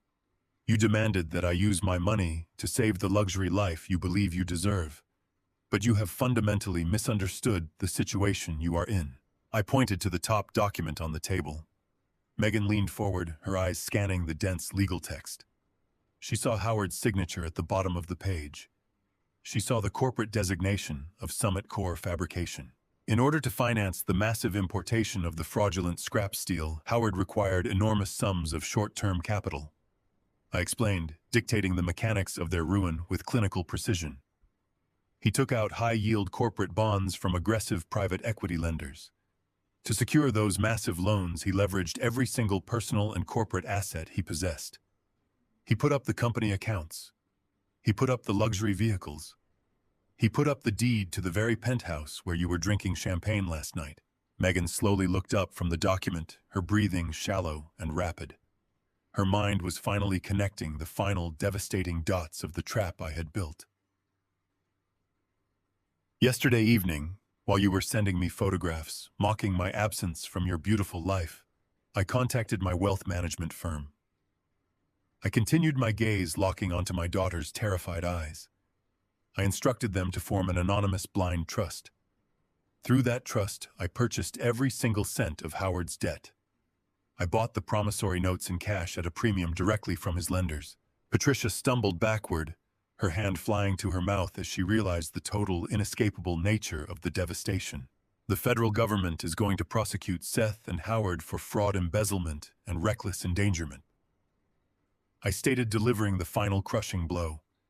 The justice system will take away their freedom, but I hold the paper on their entire existence.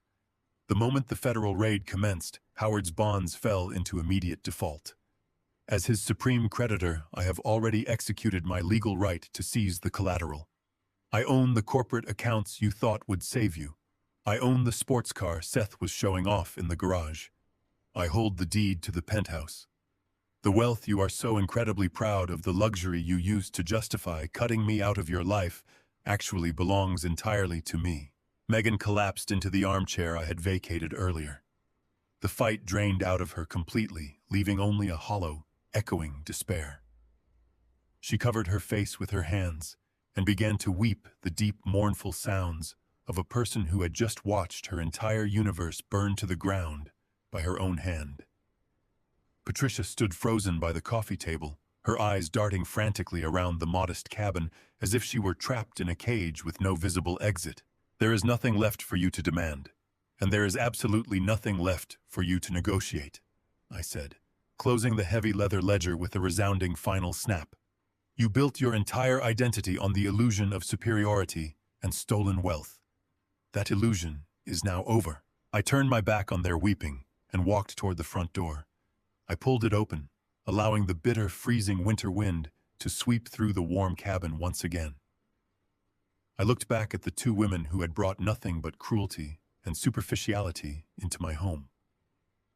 The door is open, I told them, my voice completely devoid of any remaining emotion. It is time for you to leave my house. You have a very long, very difficult reality waiting for you outside.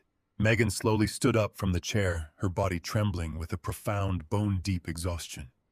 She did not look at me. She simply pulled her ruined designer coat tightly around her shoulders and walked out into the freezing snow.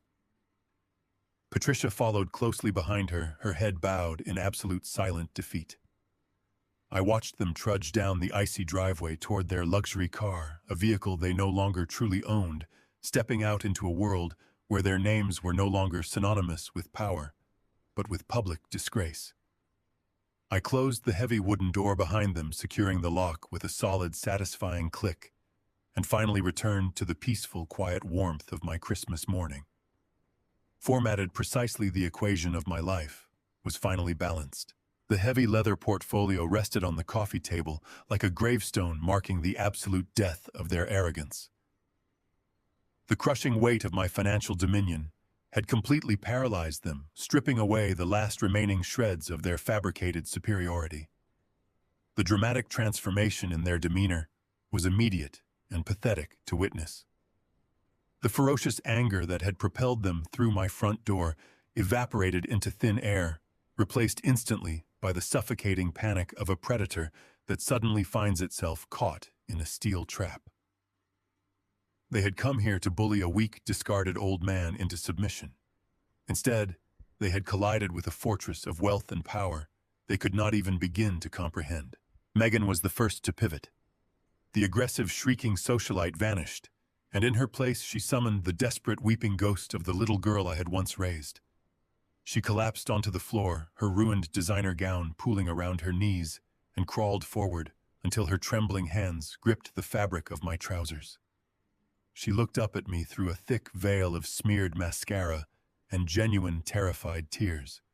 Her voice dropped an entire octave, morphing into a fragile, trembling whisper designed specifically to manipulate a father-us protective instincts. She pleaded with me to remember the past. She brought up memories from 20 years ago, reminding me of how I used to carry her on my shoulders, how I promised I would always keep her safe from the monsters under her bed. She begged me to look at her not as the architect of her husband's destruction, but as her daddy. She cried that Seth was currently sitting in a freezing concrete holding cell, surrounded by real criminals. She sobbed that the federal agents had completely frozen all their personal accounts, leaving her with absolutely nothing but the clothes currently on her back.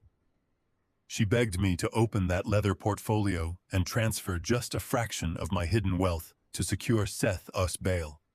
She promised that if I just wrote the check, she would cancel the divorce from my life. She swore she would bring Seth here to apologize on his knees, and that we could finally be a real family again. She offered to sell her loyalty back to me for the price of her husband's freedom. Patricia immediately joined the chorus of pathetic submission. The woman who had spent 2 decades treating my existence as a humiliating joke now stepped forward with her hands clasped together in desperate supplication. The expensive mink coat slipped from her shoulders, landing in an unceremonious heap on the rustic floorboards. She completely abandoned her haughty aristocratic posture. She begged me to show mercy, citing our shared history and the vows we had once taken. She pleaded that a scandal of this magnitude would utterly destroy her new family U.S. reputation in the city. She implored me to think of the public shame, the media circus, and the utter ruin of the social standing she had spent her entire life meticulously building. She told me I had proven my point, that I had won the battle, and that I could now graciously step in to save them all. I stood perfectly still, looking down at the 2 women weeping on my living room floor. I did not interrupt their frantic apologies or their desperate bargains. I allowed them to completely empty their lungs, letting their words echo and fade against the solid wooden walls of my cabin. I observed their tears with cold, clinical detachment. They were crying, but their tears were entirely selfish. They were not weeping out of remorse for the monstrous crimes Seth and Howard had committed. They were not shedding a single tear for the innocent families who would have been crushed to death inside the Apex Tower. They were crying exclusively for themselves. They were mourning the sudden death of their luxury, the loss of their penthouses, and the evaporation of their unlimited credit limits. When their sobs finally began to subside into exhausted, ragged gasps, I took a deliberate step backward, forcing Megan to release her grip on my clothing. The physical separation mirrored the absolute emotional severance I had already executed in my heart. "I am not going to write a check," I stated, my voice echoing through the quiet room with a terrifying, immovable calm. "I will not authorize a single cent from those accounts to post bail for your husband. I will not make a single phone call to the federal prosecutor on his behalf. Seth and Howard are going to remain exactly where they are, and they are going to face the absolute maximum penalty the justice system can deliver." Megan let out a sharp, breathless wail, clutching her chest, as if I had physically struck her. Patricia stared at me in wide-eyed horror, completely unable to process the reality that her emotional manipulation had failed so spectacularly. "You came into my home this morning and accused me of acting out of petty jealousy," I continued, addressing Patricia directly, my tone devoid of any lingering affection. "You accused me of engineering this entire federal raid simply because I was bitter about being excluded from a holiday dinner. You honestly believe that my ego is so fragile and my worldview so small that I would destroy a corporation just to punish you for a social slight. You measure every single action by how it affects your personal status, and you project that shallow, empty morality onto everyone else." I turned my gaze downward, locking eyes with my weeping daughter. "I did not dismantle Howard U.S. Empire because my feelings were hurt, Megan," I said, pronouncing each word with heavy, deliberate precision. "I dismantled it because your husband and your father-in-law are mass murderers who simply had not yet finished building their weapon." Megan shook her head frantically in denial, but I refused to let her look away. "They deliberately altered the chemical composition of the structural steel intended for a 60-story residential high-rise," I explained, forcing her to confront the brutal, ugly truth of her wealth. "They substituted critical load-bearing materials with cheap, brittle scrap metal that would have completely buckled under the immense weight of the upper floors. They embezzled tens of millions of dollars from the construction budget, and they stole my proprietary engineering patents to create a fraudulent veneer of safety. They knew exactly what they were doing. They knew the building would eventually collapse. They were entirely willing to bury hundreds of innocent men, women and children under thousands of tons of concrete and twisted metal, just so they could afford the sports cars, the velvet tuxedos, and the crystal chandeliers you were bragging about last night." The absolute horror of the reality finally breached the thick walls of Megan U.S. denial. She stopped shaking her head. The color drained completely from her face, leaving her looking hollow and entirely broken. She was finally realizing that her perfect life had been funded by the promise of a massacre. "You came here begging me to save your family," I said, my voice dropping to a low, sorrowful register. "But the truth is, my family died a long time ago. The little girl I carried on my shoulders would have been horrified by a man who trades human lives for profit. The woman kneeling on my floor right now is a complete stranger to me. You chose to blind yourself to their corruption because the corruption paid for your lifestyle. You chose your path, Megan. Now you must walk it to the very end." I raised my arm and pointed a steady, unwavering finger directly at the front door of the cabin. "Get out of my house," I commanded, stripping away the very last ounce of fatherly warmth I possessed. "I have nothing left to give you. Do not call me again. Do not come here again. You are entirely on your own." Patricia scrambled backward, grabbing her fallen mink coat from the floor. She did not say another word. The sheer, overwhelming force of my absolute rejection had terrified her into silence. She hurried toward the door, her hands shaking so violently she could barely turn the brass handle. Megan remained on the floor for a moment longer, staring up at me with eyes that finally recognized the permanent, unbridgeable chasm I had placed between us. The manipulative tether she had used to control my emotions for years had been cleanly and permanently severed. She slowly pushed herself up from the wooden floorboards, her shoulders slumped in total defeat. She turned and followed her mother out into the freezing, brilliant morning light, stepping out of the warmth of my sanctuary and into the devastating, frigid reality of her new life. I walked over to the heavy wooden door and pushed it shut, listening to the solid, permanent click of the deadbolt locking into place.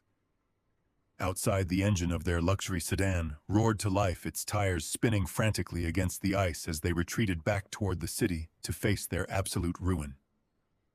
Inside the cabin, the profound, peaceful silence returned, wrapping around me like a heavy winter blanket. I walked back to my armchair by the window, picked up my ceramic mug, and took a long, quiet sip of my coffee. The past was finally buried, the debt was fully paid, and I was entirely free. The federal justice system moves with agonizing slowness for the innocent, but for the guilty, caught in the glaring spotlight of a national catastrophe, it operates with the terrifying speed of a falling guillotine. Howard and Seth had spent their entire careers believing that the law was merely a suggestion for the poor and a minor inconvenience for the wealthy. They believed their expensive corporate lawyers could drown any accusation in endless paperwork and procedural delays. They were completely unprepared for the overwhelming, suffocating weight of the evidence I had delivered to the authorities. There were no loopholes to exploit, and no technicalities to manipulate. The original blueprints, the shipping manifests, substandard scrap steel, and the direct offshore money transfers were irrefutable. When they were brought before the federal magistrate for their initial arraignment, the arrogance that had defined their existence was entirely eradicated. I watched the proceedings through the live television feed in the quiet comfort of my study. Howard looked significantly older. The bespoke velvet tuxedo had been replaced by a standard-issue detention uniform. His face, usually flushed with the intoxicating thrill of power, was gray and sagging. Seth stood beside him, physically trembling. The charismatic charm he used to navigate high society galas was completely useless in a sterile courtroom filled with federal prosecutors. The judge read the charges with a cold, mechanical precision that echoed through the silent room. Wire fraud, massive embezzlement, intellectual property theft, and reckless endangerment of public safety. The prosecution laid out the timeline of the Apex Tower construction, detailing exactly how close the city had come to a catastrophic mass casualty event. They presented the forged seismic damping patents. They showed the jury the structural analysis, proving the building would have collapsed under its own weight. When the defense attorneys attempted to request bail citing Howard U.S. deep ties to the community and his philanthropic history, the judge immediately denied the motion. The judge declared them an extreme flight risk and a direct danger to the public. They were ordered to remain in federal custody until the trial. The realization crashed over them in real time. They were looking at 30 to 40 years in a federal penitentiary. Their lives as free, powerful men were permanently over. They would spend the rest of their days surrounded by concrete and steel that they could not manipulate or exploit. The destruction of their corporate empire triggered an immediate devastating chain reaction that completely engulfed my former wife. Patricia had spent the last 2 decades curating an image of aristocratic invulnerability. She had abandoned our modest life because she demanded a grand stage, and she believed she had secured her position at the absolute pinnacle of the social hierarchy. She believed she was entirely insulated from the consequences of Howard U.S. business practices. She was entirely wrong. Howard had built his entire fortune on a towering foundation of leveraged debt. To finance the importation of the fraudulent steel and maintain the illusion of infinite liquidity, he had used every single personal asset as collateral. When the federal authorities froze the corporate accounts, the massive private equity loans immediately defaulted. As the supreme creditor who had quietly purchased those specific promissory notes, I authorized the immediate foreclosure of the collateral properties. The bank representatives and federal marshals arrived at Patricia U.S. sprawling luxury mansion early on a Tuesday morning. The estate was a monument to her vanity, featuring manicured gardens, towering iron gates, and an endless array of imported marble. I received the detailed report of the eviction from my legal team. Patricia had answered the door in a state of absolute haughty outrage, demanding to know why heavily armed men were standing on her pristine driveway. She threatened to call the police. She threatened to ruin the careers of every person standing on her porch. She wielded her social status like a weapon, completely oblivious to the fact that she was holding an empty gun. The lead federal marshal simply handed her the foreclosure notice and informed her she had exactly 1 hour to vacate the premises. The reality of the document shattered her mind. She screamed that there had to be a mistake, that the house belonged to her, and that she was a respected member of elite society. But her name was not on the deed, and the money that had paid for the marble floors was currently sitting in a federal evidence locker. She was forced to stand on the freezing sidewalk, clutching a single designer handbag, watching as strange men systematically changed the locks on the heavy mahogany doors. The neighbors she had spent years trying to impress stood on their own manicured lawns, watching her public humiliation with thinly veiled satisfaction. The aristocratic facade she had carefully maintained for 20 years was violently ripped away, leaving her exposed as a participant in a monumental fraud. She had traded her integrity for a mansion, and now she had absolutely nothing left. While Patricia was being removed from her estate, my daughter Megan was waking up to a reality far more brutal than she could have ever anticipated. Megan had lived her entire adult life inside a protective bubble of unlimited capital. She had never known the sting of an unpaid bill or the panic of a declining bank balance. She treated money as an infinite resource that magically appeared to fund her desires. When she left my cabin on Christmas morning, she still clung to the delusion that she could somehow salvage her lifestyle. She believed she could simply pivot, leverage her social connections, and survive the storm. Her awakening began at an exclusive boutique hotel in the center of the city. After fleeing my home, she had checked into a luxury suite, assuming she could hide from the media circus and figure out a strategy. When she attempted to order an expensive breakfast from room service, the concierge politely informed her that her primary credit card had been declined. Annoyed and deeply insulted, Megan provided a second card, then a third. Every single piece of plastic in her wallet was systematically rejected. The federal government had cast a massive net over every account associated with Seth and Howard, freezing the assets pending the criminal investigation. Panic finally began to set in. Megan grabbed her cellular phone and started calling her friends. These were the wealthy, influential people she had chosen over her own father. These were the women she went to charity galas with, the women who praised her taste and attended her lavish parties. She called them, desperately looking for a place to stay, looking for a temporary loan, looking for any shred of solidarity. Every single call went directly to voicemail. In the ruthless, superficial world she had fought so hard to join, failure was a contagious disease. Her name was now synonymous with a national scandal and public endangerment. The socialites she considered her true family excised her from their lives with the exact same cold, calculating efficiency she had used when she abandoned me. By the afternoon, the hotel management requested that she vacate the suite due to a lack of valid payment. Megan found herself standing on a busy city street corner, holding a useless leather wallet and staring at a world she completely failed to understand. The winter wind bit through her thin designer coat, offering no comfort and no shelter. For the first time in her 30 years of life, she was forced to confront the absolute void of her own capabilities. She had no practical skills. She had never worked a job that was not handed to her by a wealthy relative. She did not know how to draft a resume, how to navigate a public transit system, or how to secure a basic apartment lease. Her entire existence had been a curated performance funded by stolen money and endless entitlement. Stripped of the fraudulent wealth that defined her, she was entirely helpless. She walked for hours through the freezing city, the brilliant lights of the storefronts mocking her sudden poverty.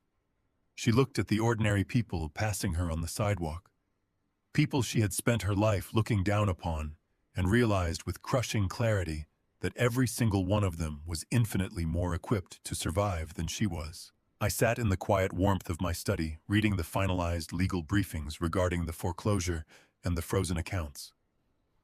I felt a profound, heavy stillness in the room. There was no joy in witnessing the total collapse of the people I had once considered my family. There was only the solemn, undeniable satisfaction of a structural equation finally balancing itself out. They had built an elaborate, towering structure using the weakest, most corrupt materials available. They had ignored the fundamental laws of integrity, relying entirely on deception to hold their lives together. I had not caused their destruction. I had simply stepped out of the way and allowed gravity to do its inevitable work. The empire of lies was reduced to dust, and I remained standing firmly rooted in the quiet, unshakable truth I had lived by my entire life. 6 months had passed since the federal raid dismantled the Summit Core fabrication empire.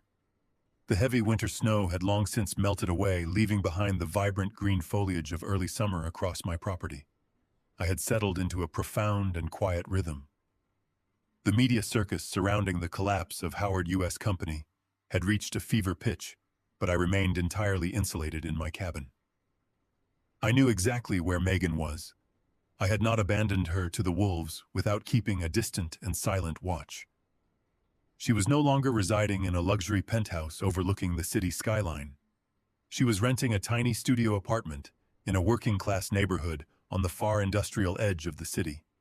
To pay her rent, she had been forced to take a job as a retail cashier at a massive discount home goods store. For a woman who had spent the last decade commanding household staff and swiping platinum credit cards without a single thought, the transition was a brutal and crushing collision with reality. I received occasional updates from my private investigator. He detailed her grueling 8-hour shifts standing on hard concrete floors. He described how she had to deal with irritated customers, scan heavy boxes, and count out pennies until her hands physically ached. She was learning the exact value of a single dollar the hard way. She was taking the public bus at dawn because she could no longer afford a personal vehicle. She was buying discounted groceries and learning how to stretch a minimum wage paycheck to cover her basic electricity and heating bills. The universe was forcibly extracting the arrogant poison from her soul. It was a rainy Tuesday afternoon when she finally appeared at my door. I was sitting on the porch watching the rain wash over the garden when I saw a rusted 10-year-old sedan pull into my driveway. It was a stark contrast to the black luxury vehicle she and her mother had crashed into the snowbank 6 months prior. The driver's side door opened with a loud metallic squeak. Megan stepped out into the light rain. The physical transformation was absolute. The expensive silk gowns and the flawless salon hair were entirely gone. She wore a faded blue uniform polo shirt and dark denim jeans. Her hair was pulled back into a simple, practical knot. Her face was completely devoid of makeup, revealing dark circles of profound exhaustion beneath her eyes. Her hands looked dry and overworked, the manicured nails replaced by chipped polish and minor cuts. She looked older, tired, and completely defeated. She walked up the wooden steps of my porch with a heavy, hesitant tread. She did not barge in. She stopped at the top of the stairs and looked at me. I did not stand up. I simply waited. "Dad," she said, her voice barely a whisper against the sound of the falling rain. "Can we talk?" I stood up, opened the front door, and gestured for her to enter. The cabin was warm and dry. I walked into the kitchen and poured 2 cups of black coffee. I handed one to her. She took the warm ceramic mug, wrapping her cold hands around it tightly, as if it were the only source of heat left in her entire world. She sat on the edge of the sofa, looking down at her worn sneakers. She did not ask for money. That was the first profound difference. She did not demand that I fix her life or complain about the terrible injustice of her situation. She took a deep, shaky breath and began to speak. She told me about the sheer terror of her new reality. She described the intense physical pain of standing at a cash register until her lower back felt like it was breaking in half. She talked about the total humiliation of serving women she used to invite to her charity galas. She explained how those wealthy women now looked right through her, as if she were a piece of the store furniture, completely invisible and irrelevant to their elevated existence. But then she shifted the focus from her physical exhaustion to her moral awakening. She looked up at me, her eyes filled with genuine, deep remorse. "You were right," she whispered, her voice cracking under the massive emotional weight. "You were right about Seth. You were right about Howard. And you were right about me." She explained how the federal trial was progressing. She had been forced to sit in the courtroom and listen to the prosecutors lay out the exact mathematical certainty of the Apex Tower collapse. She had seen the forged steel manifests and the diverted funds displayed on large monitors for the public to scrutinize. She had finally realized that the magnificent life she thought she had earned was entirely soaked in the blood of innocent people who had simply been lucky enough to avoid dying. She finally understood that her luxury was financed by a calculated corporate massacre. I was so blind, she cried, the tears finally spilling over her eyelashes and cutting clean paths down her tired face. I wanted the high status so badly that I ignored every single red flag. I treated you like an absolute embarrassment because your quiet honesty made me feel intensely guilty about my own superficiality. I lost everything, Dad. I lost my husband to a federal prison sentence. I lost my high society friends. I lost my beautiful home.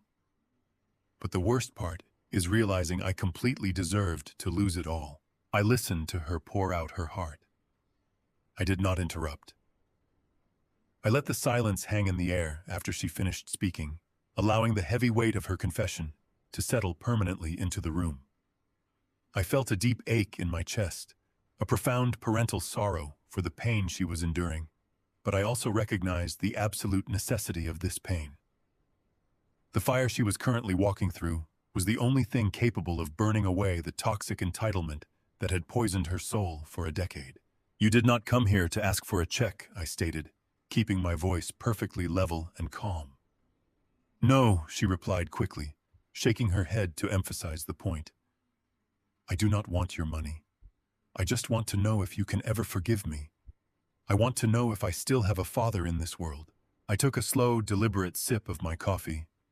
I leaned forward, resting my arms on my knees, maintaining direct and unwavering eye contact. "Forgiveness is not a magical incantation," Megan, I explained carefully. "It is not a simple switch that can be flipped to erase the past. You spent 10 years treating me as a disposable inconvenience. You happily aligned yourself with men who viewed human life as a rounding error on a corporate balance sheet. You cannot simply cry, apologize, and expect the slate to be wiped entirely clean." She absorbed the severe blow without flinching, a clear sign that the retail cash register was successfully hardening her spirit. She was finally learning how to accept hard truths without collapsing into a dramatic tantrum. "I am not going to rescue you." I continued, setting the boundary in absolute stone. "I have the massive financial resources to buy you a new house, to pay off your accumulating debts, and to insulate you entirely from the harshness of the world. I will not do it. If I give you a single dollar, I will be robbing you of the education you are currently receiving. You are learning how to survive on your own merit. You are learning the actual human cost of an hour of hard labor. You are finally building a foundation of real character, and I absolutely refuse to interfere with that vital process." She nodded slowly, wiping her wet face with the back of her overworked hand. "I know," she said, her voice steadying, holding back the remaining tears. "I know you will not pay my way. I am working 40 hours a week. I am paying my own rent on time. I am eating cheap canned food. It is horrible, and I am terrified every single day of failing. But for the first time in my entire life, I know that the floor beneath my feet is real. I know that the meager dollars in my bank account were actually earned by my own sweat and not stolen from a construction budget." That powerful realization was the absolute turning point. The arrogant parasite that had invaded my daughter's mind was finally dead. In its place, an exhausted but resilient human being was beginning to take shape. I looked at her tired face, her unstyled hair, and the simple blue uniform shirt. For the first time in a decade, I actually recognized my child. "You have a long and incredibly difficult road ahead of you," I told her, my voice softening, just a fraction, allowing a small measure of warmth to return to the room. "You are going to have to rebuild your entire existence from zero. You will have to constantly navigate public shame, crushing financial debt, and the daily grueling grind of basic survival. But you are finally walking in the right direction." I stood up and walked over to the kitchen to retrieve the glass coffee pot. I returned to the living room and poured a fresh measure of hot, dark coffee into her mug, filling it to the brim. "If you need a safe place to sit quietly on a Sunday afternoon," I said, looking down at her, "you may come here. If you need someone to listen to you complain about your aching feet or your terrible store manager, you may call me on the phone. I will gladly offer you my time, my attention, and my absolute honesty. I will never again offer you my wallet." Megan looked up at me and offered a weak, tentative smile. It was a fragile expression, but it was the most beautiful, genuine smile I had seen on her face since she was a little girl. "Thank you, Dad," she whispered, her voice filled with a quiet, profound relief. "That is exactly what I need." The early summer morning brought a gentle, cool breeze that swept through the dense pine trees surrounding my wooden cabin. I sat in my favorite rocking chair on the front porch, the weathered wood creaking softly in a steady, comforting rhythm. I held a large ceramic mug of hot chamomile tea between my hands, letting the soothing warmth seep into my skin and chase away the lingering morning chill.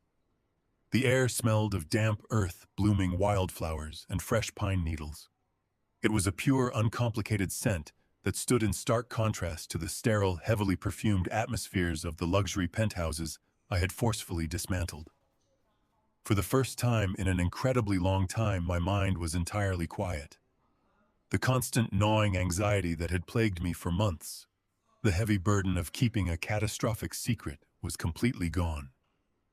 I breathed in deeply, filling my lungs with the crisp mountain air, and felt an absolute, unshakable serenity settle over my soul.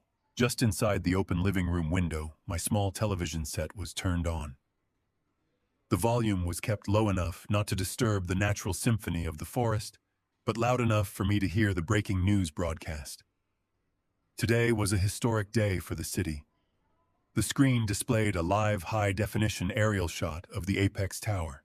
It stood in the center of the downtown district, like a massive, glittering monument to human greed and corporate corruption. From the outside, the glass facade looked flawless, reflecting the morning sun with an arrogant brilliance. But I knew the truth. I knew exactly what lay beneath those polished windows.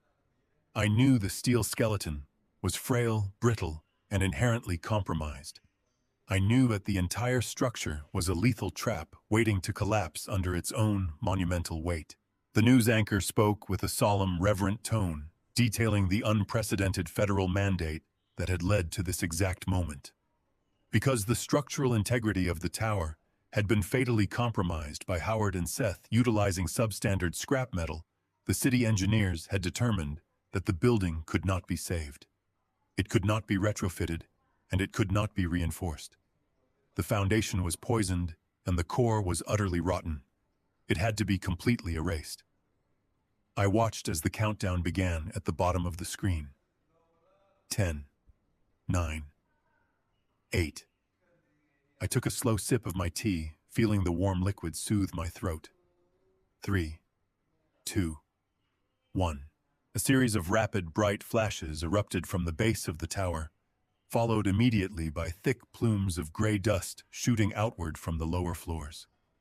The controlled demolition charges severed the main load-bearing columns simultaneously.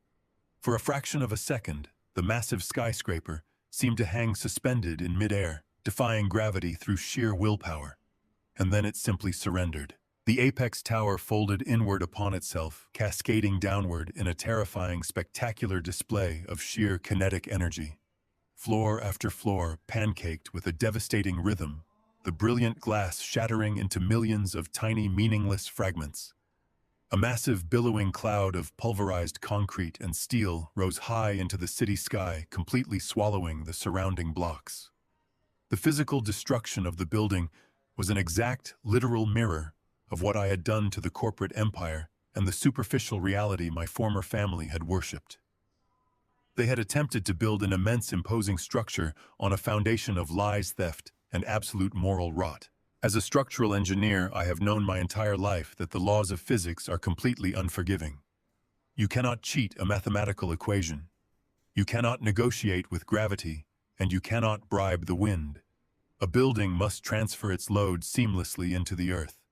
It must possess the tensile strength to withstand extreme pressure and unforeseen trauma. Human character operates on the exact same principles. Howard and Seth possessed no moral tensile strength.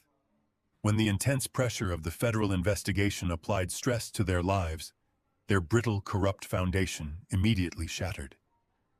If a foundation is false, the eventual collapse is an absolute, unavoidable certainty. I had simply triggered the demolition before their building could claim the lives of innocent people. Watching the dust cloud slowly begin to settle on the television screen, I searched my heart for any lingering trace of vindictiveness or triumphant joy. I found absolutely none. I did not feel the petty, gloating satisfaction of a man who had successfully executed a personal revenge plot. The destruction of their wealth, the seizure of their sprawling estates, and the lengthy incarceration of my former son-in-law were not trophies to be celebrated. They were simply the tragic, necessary consequences of cutting out a malignant tumor. I felt the deep, solemn relief of a surgeon who had successfully amputated a diseased limb to save the life of the patient. The people who would have moved into those luxury condominiums, the maintenance workers who would have walked those halls, the children who would have slept safely in their beds, they would never know my name. They would never know how incredibly close they came to a sudden, violent death. And that anonymous, invisible salvation was the greatest reward I could ever possibly receive. My thoughts drifted away from the television screen and settled gently on my daughter. 6 months had passed since she had walked out of my cabin into the freezing snow, permanently stripped of her limitless credit cards, her designer wardrobe, and her utterly false sense of superiority. The transition from a pampered, arrogant socialite to a struggling retail cashier had been a brutal, crushing ordeal for her. I knew the transition had been agonizing. I knew she cried herself to sleep in her tiny, drafty studio apartment located in a forgotten industrial neighborhood. I knew her hands ached from standing at a register and scanning discounted merchandise for 8 grueling hours a day. I knew the humiliation of her new reality burned her pride every single morning when she was forced to take the crowded public bus to a job she used to consider beneath her dignity. But sitting on my porch, holding my warm mug, I felt a profound, swelling sense of paternal pride. When she had visited me last week wearing her faded blue uniform polo shirt and looking completely exhausted, I had finally seen the woman I had always hoped she would become. She had not come to demand money, and she had not come to hurl bitter accusations. She had come to confess, to apologize, and to seek genuine guidance. She had admitted that her ego had been crushed by the manual labor and the terrifying pressure of paying her own utility bills. She confessed that the physical pain in her feet and the numerical reality of her meager paycheck had finally opened her eyes to the grotesque nature of her former life. The arrogant, entitled parasite that had infected my daughter for 10 years had been completely starved to death.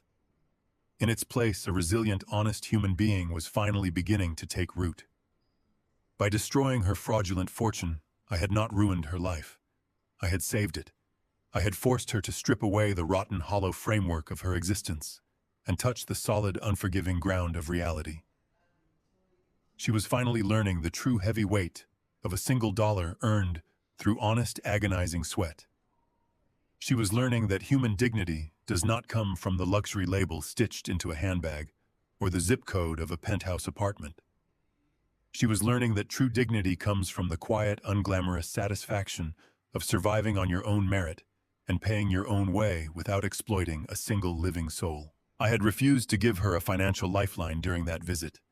I offered her a hot cup of coffee, a stern listening ear, and the absolute truth. I told her that she had to reconstruct her life entirely from scratch. She was building a new existence from absolute zero, but this time the foundation she was pouring was entirely real. It was being poured with the concrete of hard work and reinforced with the unbreakable steel of genuine integrity.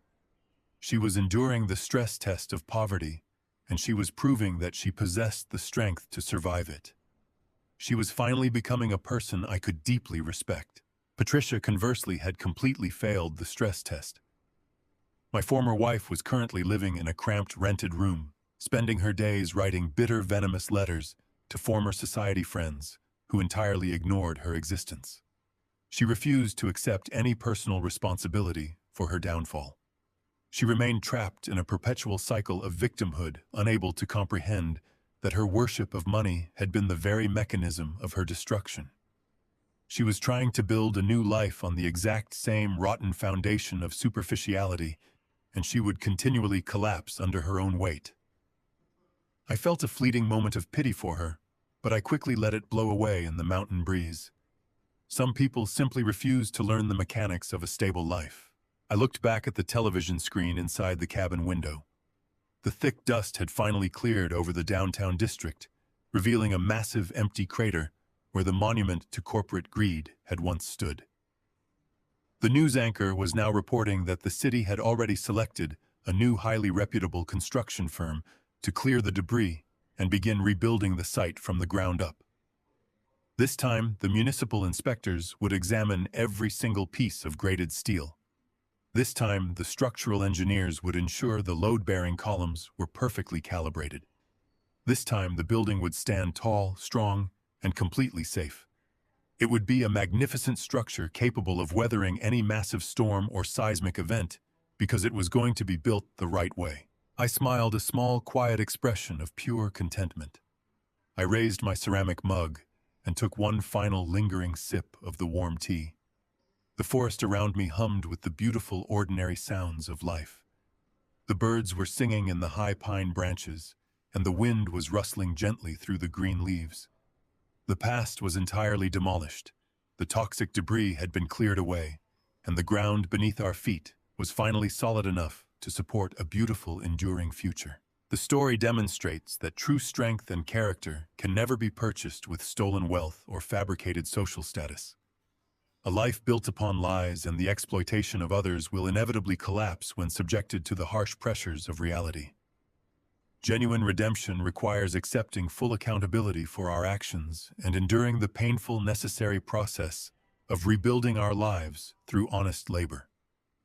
Only by facing the severe consequences of our arrogance can we strip away superficial entitlement and discover the solid, unshakable foundation of personal integrity. What steps are you taking today to ensure your own life is built upon a foundation of absolute truth and integrity?